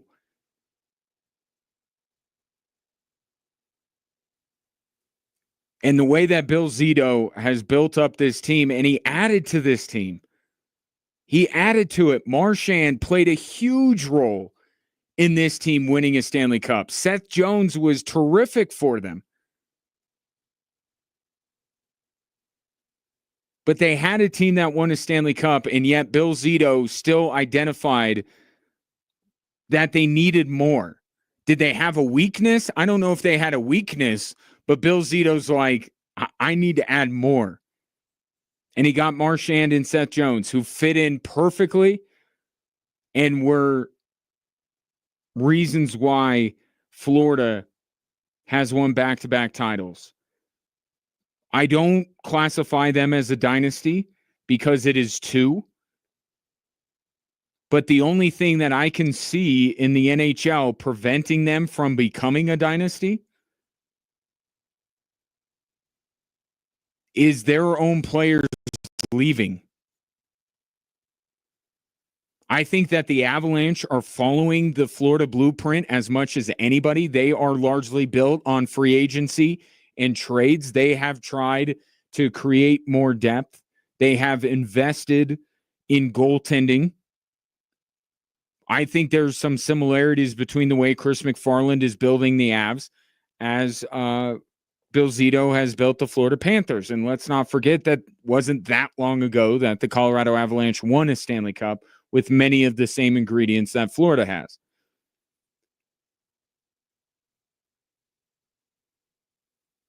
But so many dynastic or borderline dynastic teams aren't just flat out beat by another.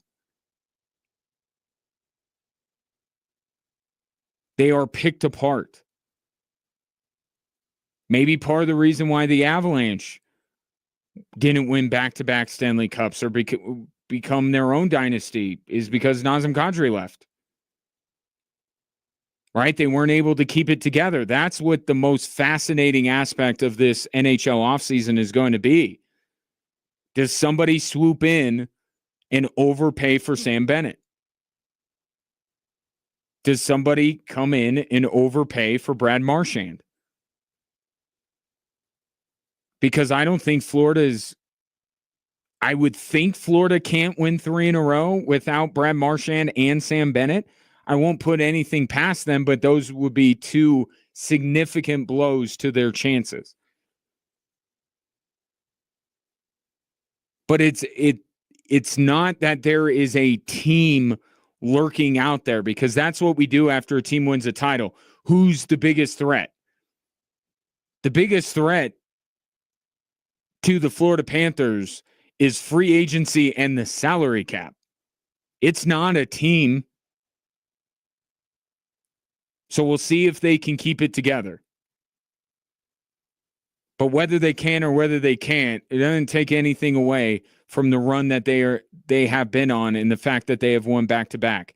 And if we're making a more historical conversation about the Florida Panthers, I'd take them over the Tampa Bay Lightning who went back-to-back, and I would take them over Sid's Penguins teams that went back-to-back. Getting back to my original point that Florida is a perfectly built roster. They are truly one of the best teams we have seen in the NHL in decades.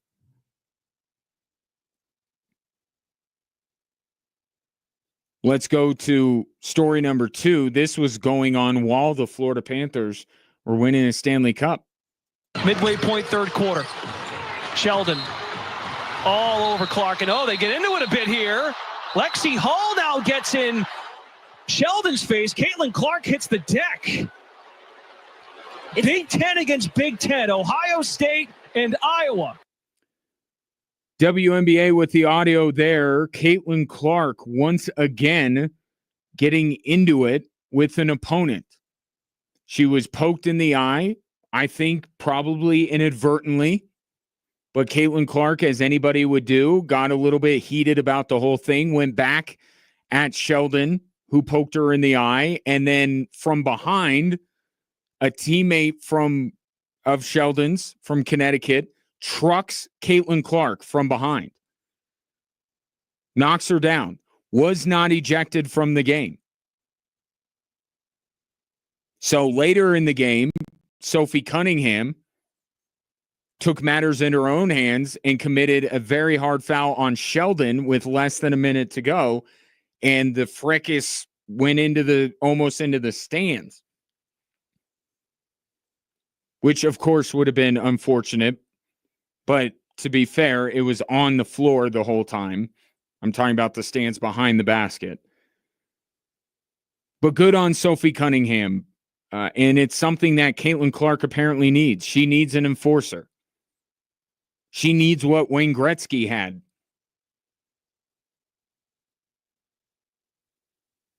Because it is very clear that the officials are having a problem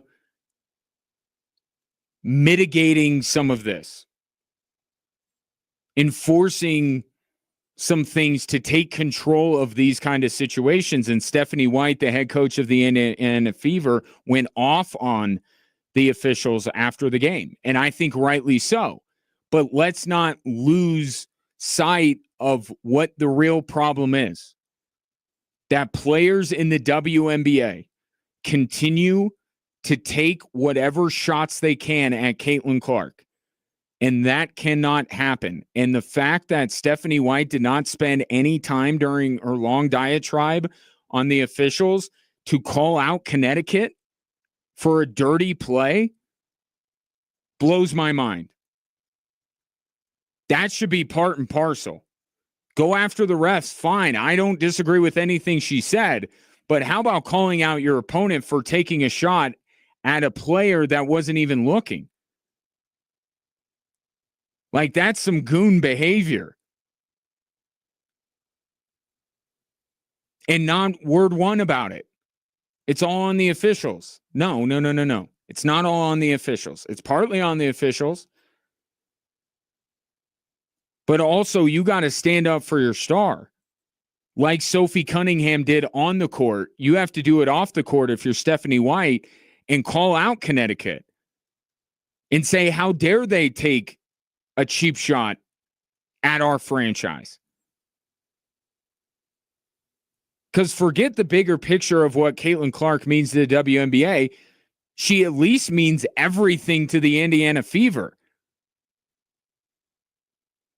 You can't let her take shots like that. And it was eerily similar to what Kennedy Carter did to her last year.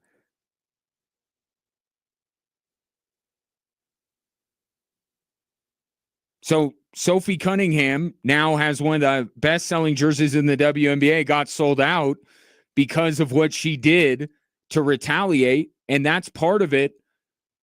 But also, you can't, and maybe it's Stephanie White, maybe it's Caitlin Clark. Somebody on Indiana needs to go to a microphone and say, if you're going to go after Caitlin Clark, there are going to be repercussions.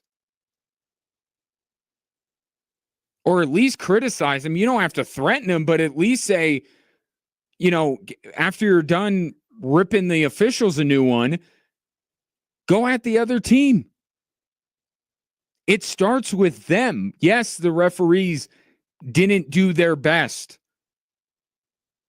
in that situation, but there's a world where that they didn't need to, because Connecticut wouldn't take a cheap shot on Caitlin Clark. So maybe Sophie Cunningham took care of it. I still think that teams are going to look to take their shots. And the fact that no criticism is being levied from the Indiana Fever at Connecticut, that makes no sense to me. Publicly call them out. We see it in every other sport. But it's just the referee's fault. I don't get it. Partly their fault because they didn't de-escalate the situation. They didn't take care of it. But why is it okay for somebody to take a cheap shot on Caitlin Clark? That's who needs to be criticized most of all. The Connecticut Sun, Mabry, not the officials. It's weird. And it's a dynamic that has existed in the WNBA. Almost an unwritten rule. You don't criticize other players publicly. Forget that. Taking cheap shots at our best player. That warrants criticism.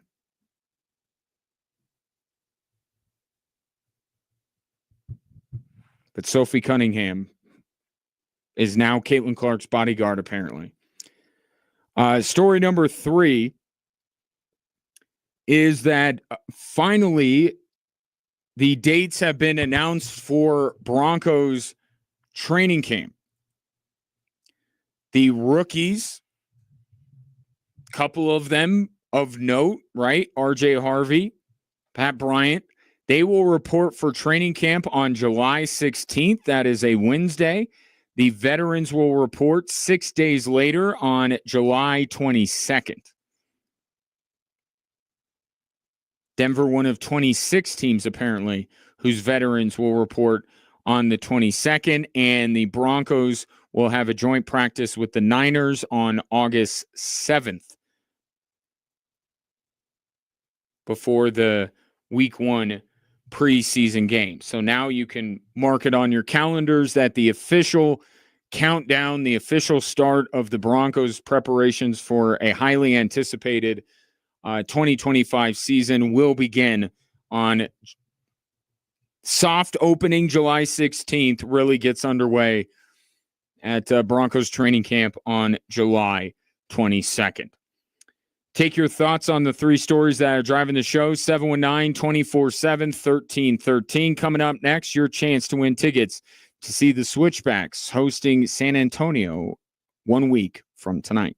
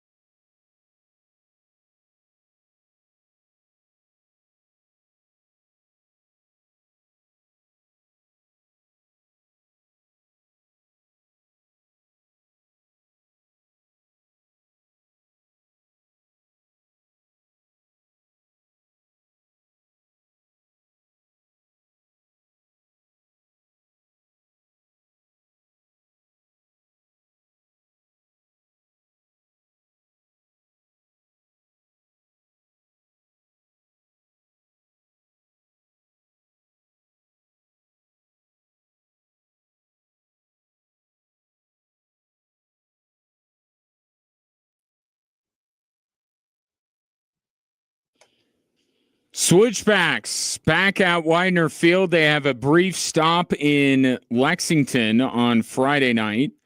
Then they'll be back at Widener Field on Wednesday, 1 week from tonight, hosting San Antonio FC. For those of you following along, it is their second match of the Jägermeister Cup. And it is 719 Community Night. First fans through the gates at 6 will get a limited edition Switchback scarf. And I can have your tickets in.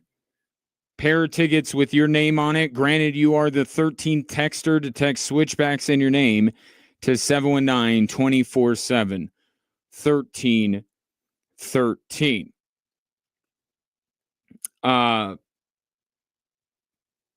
The world of college athletics rapidly changing, as you know, with the House settlement, which gave way to revenue sharing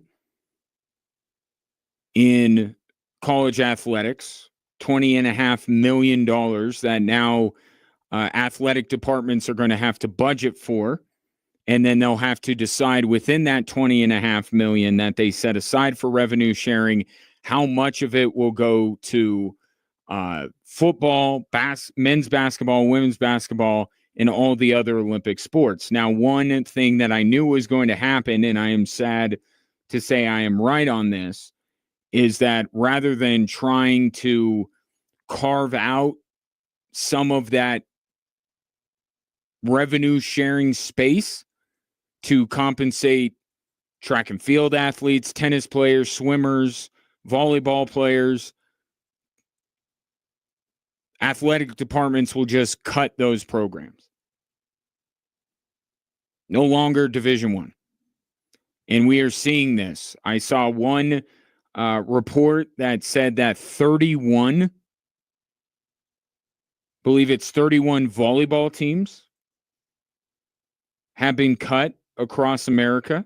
Tennis is getting hit very hard. There are, I think, Washington State cut the field portion of their track and field team. So this is happening, and I get it. It's not going to garner the headlines. And there's a reason why those sports are on the chopping block. Okay, we can level with each other on this. There are not a ton of people who are spending their time on Saturdays sitting in front of the television and watching college tennis. Like, I understand that. So if the impacts of revenue sharing are more interesting to people as it pertains to football and men's basketball,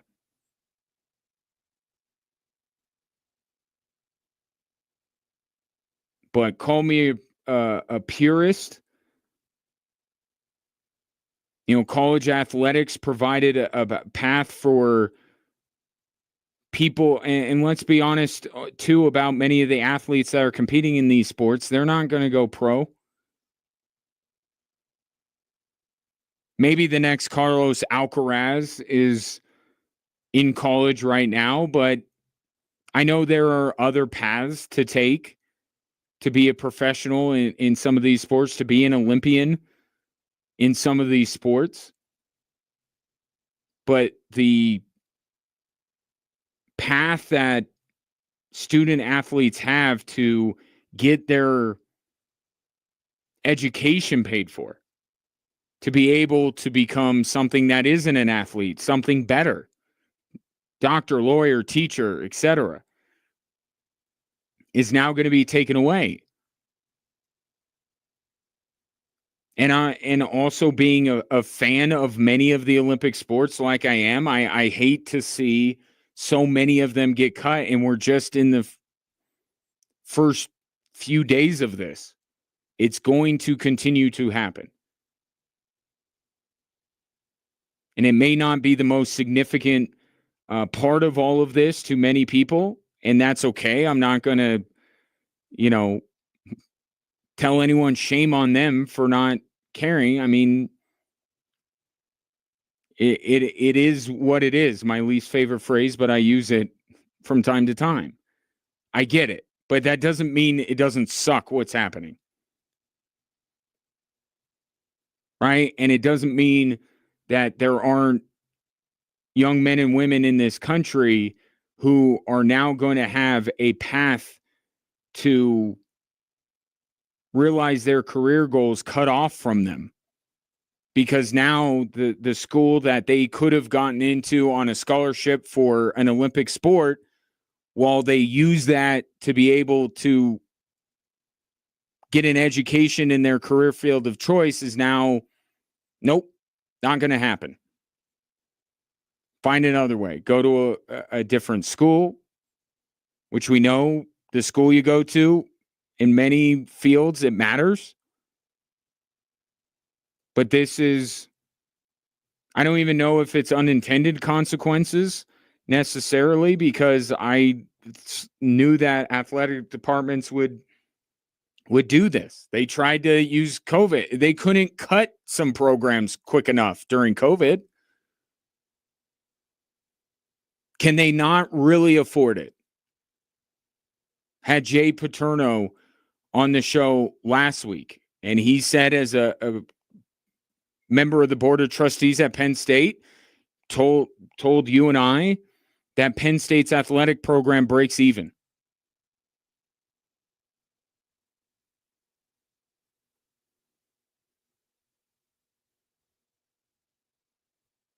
So is that an indicator? Is that indicative of all athletic departments? That if Penn State, maybe viewed as one of the better ones, breaks even, then how about hundreds of other ones? Maybe. But they're all looking into other avenues to be funded. But there are so many schools that are using it to fund NIL and revenue sharing to give to their football and men's basketball players. So is the money really not there? They'll say it's not. I don't know if I believe everyone across the board when they say that.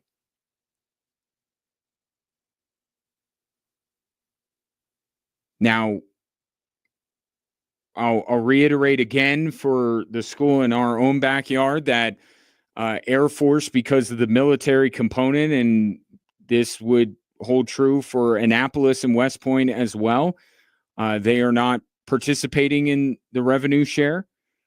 So they don't have to carve out $20.5 million. They have to recruit against it, but they don't have to carve it out themselves, which is good news, I think.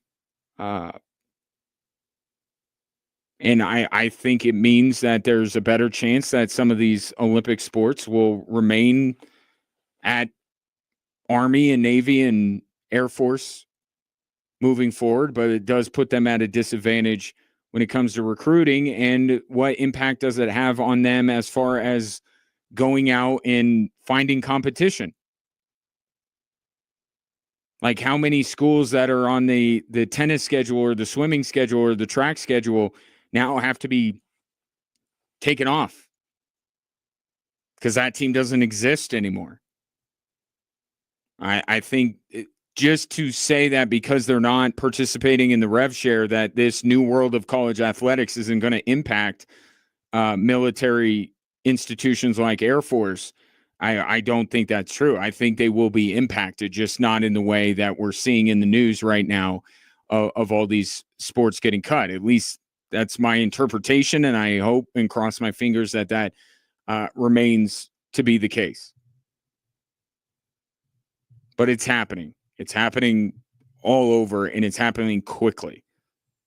It's been like a week and a half, and already they're, 30 of this program and 30 of this team and 30. happening a lot, and it's going to continue to happen because we still have 12 days left before the deadline to say, yes, I'm going to participate in this. And so we're going to get more leading up to that, and we'll get a whole slew of them afterwards. They decide, yes, we're going to do that. How do they be able to have that money? They'll be looking for alternate sources of funding, certainly, but they will also help out their bottom line by cutting Olympic sports. Now, as far as college football is concerned, not setting aside the revenue sharing and all this kind of stuff, the changes that are coming to the college football playoff, as you know, or maybe you don't, but Richard Clark, who is the superintendent at Air Force, is now leading the college football playoff. And he and the committee just made a presentation to the conferences about what they are going to do moving forward, or what ideas they have in terms of different ways to choose teams and to seed the college football playoff.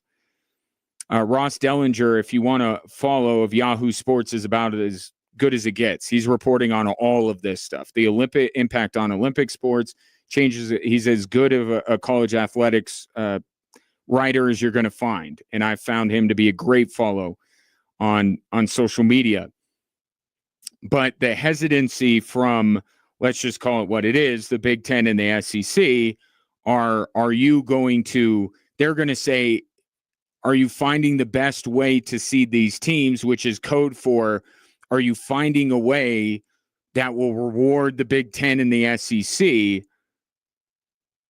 with better seeds, more teams? That's what they're looking for. And part of me says that they're not off base for that, one, because you got to look out for number one, but also two, if you're in this super conference with all of these heavily resourced programs, and you're playing like the SEC, a gauntlet of the schedule, and we've seen that in basketball and in football, they want to be rewarded for it. And I don't think that they're completely off base. I think they probably have a little bit more air of self-importance around them. And I think that they don't realize sometimes that there are quality football programs outside of the Big Ten and the SEC.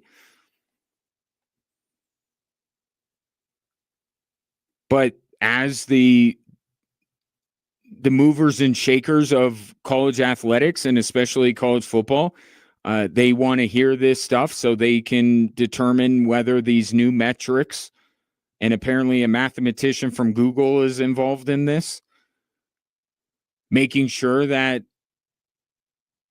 there are more opportunities for them and fewer opportunities for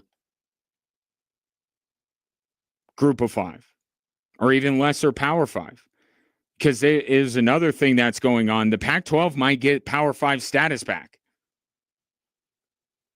which is interesting, because I didn't think that was going to be possible.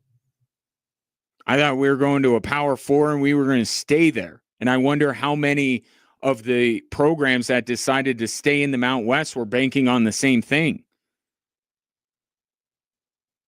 So there's a lot going on right now. But the college football playoff, the Big Ten, the SEC, they heard out Richard Clark on how they're going to determine who gets in and who are the seeds, and then they'll go forward with all these different machinations of how they get to 16, who gets the auto bids and all that kind of stuff. But a lot going on in the world of college athletics. Some of it good, a lot of it not so much. 719-24-7, 1313. More Drive Time Sports after this.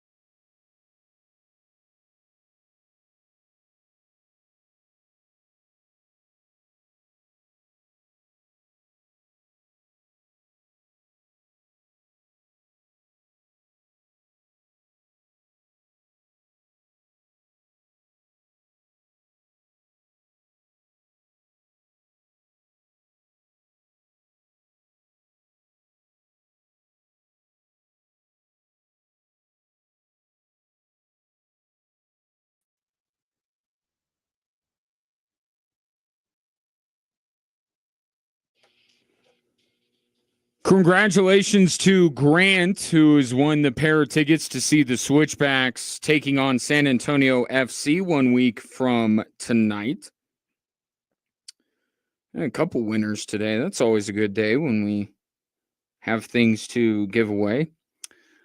Taking your thoughts at 719-247-1313. Tom, when it comes to the new world of college athletics, says there should be NIL money allocated for each sport. $20 million will be used up between football and basketball.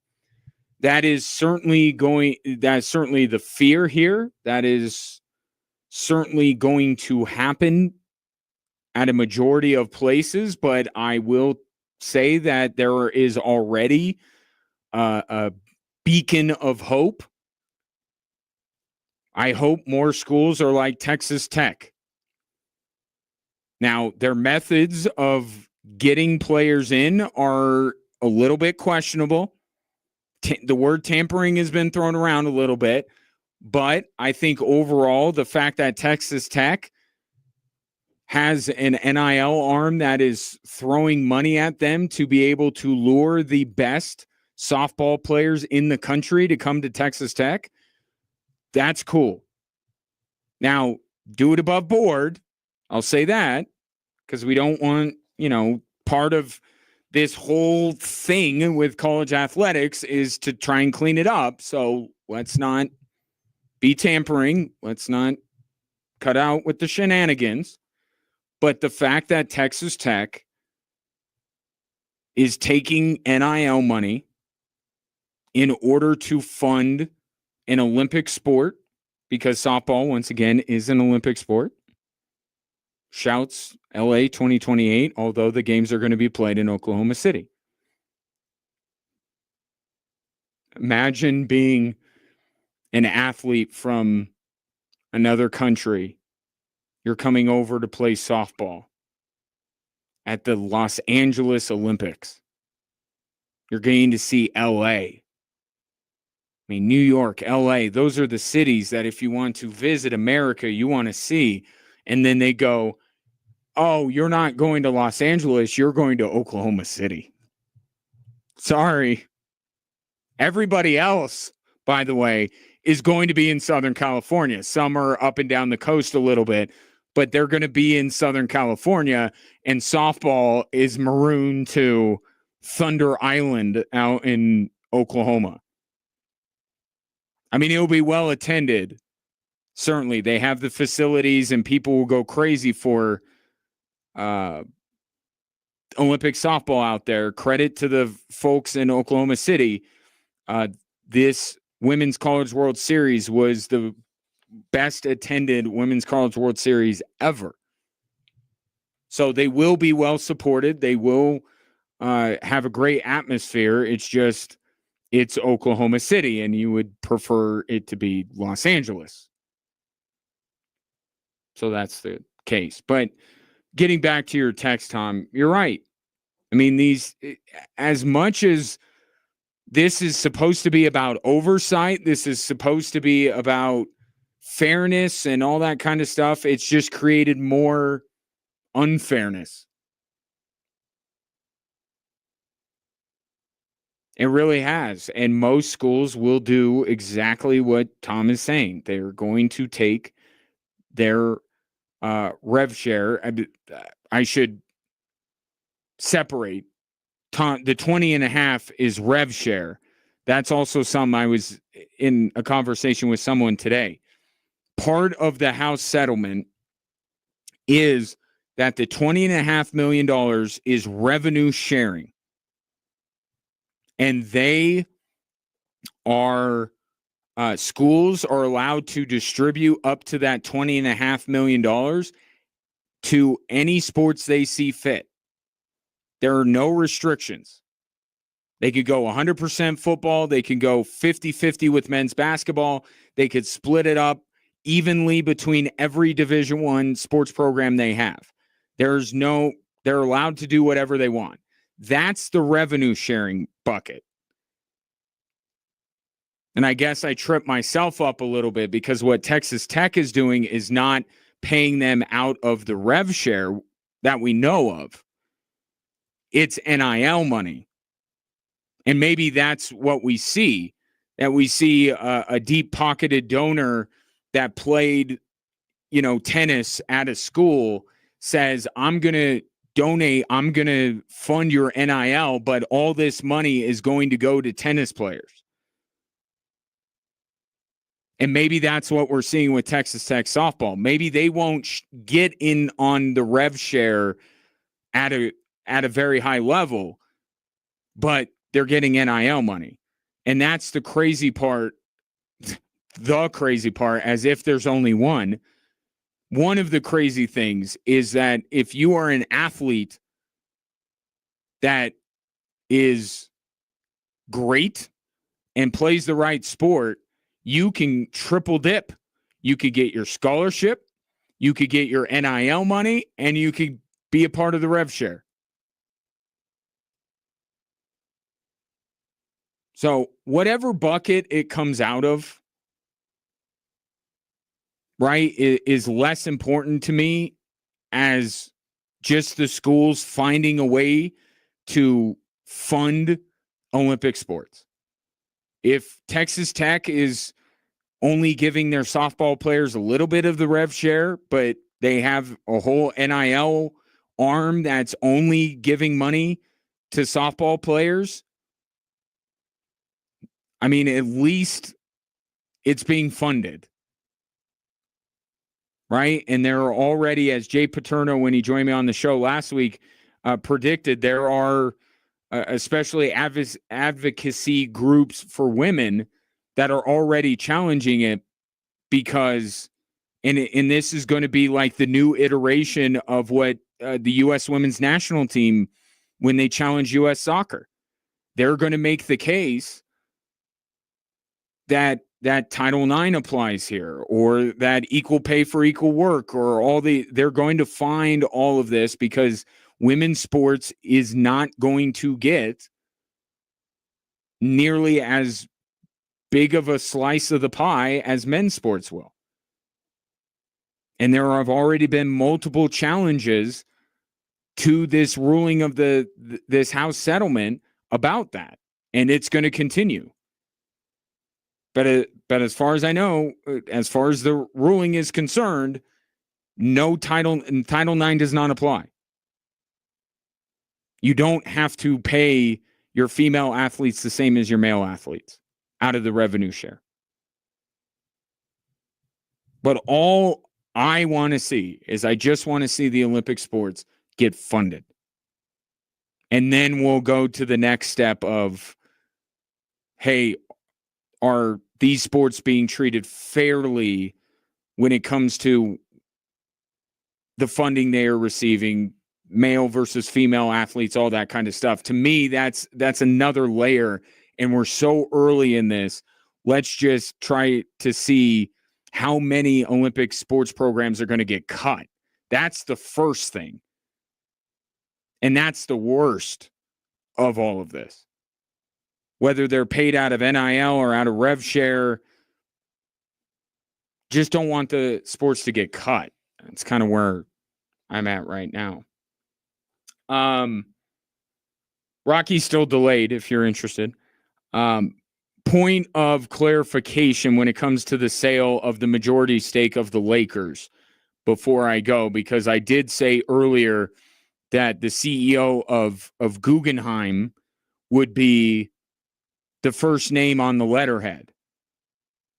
Reading some more up on it, and this is breaking news, so more details come in as we go along. Jeannie Buss is still going to be the owner.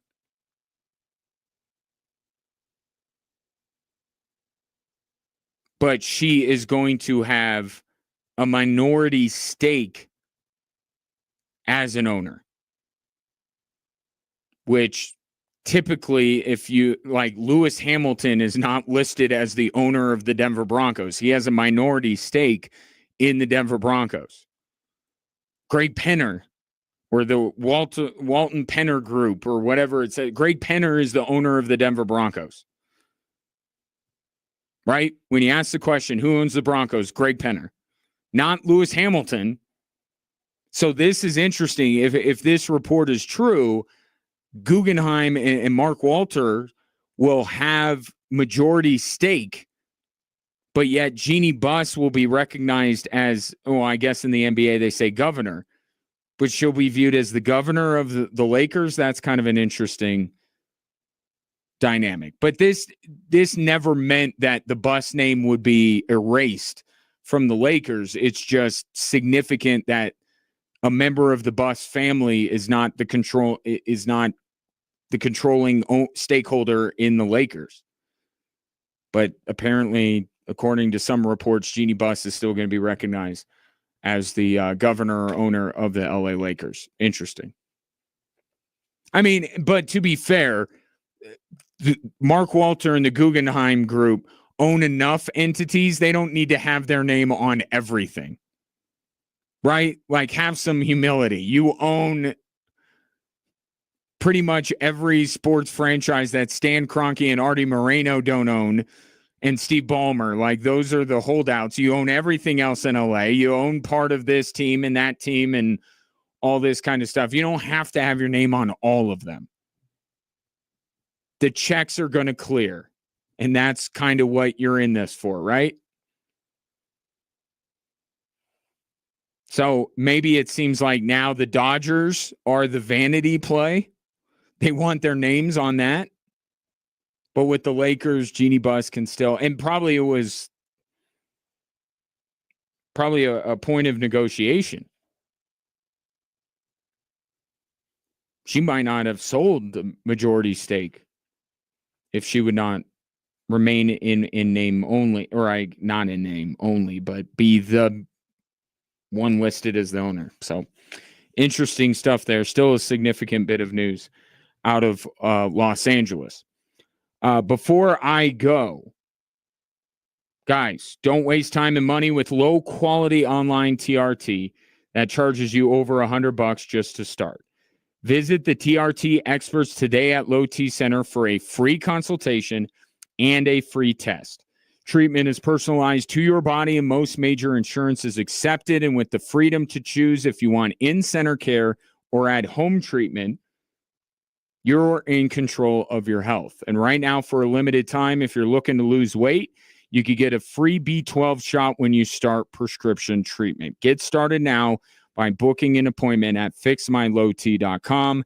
That's fixmylowt.com. Appreciate your patronage on this Wednesday and enjoy your evening.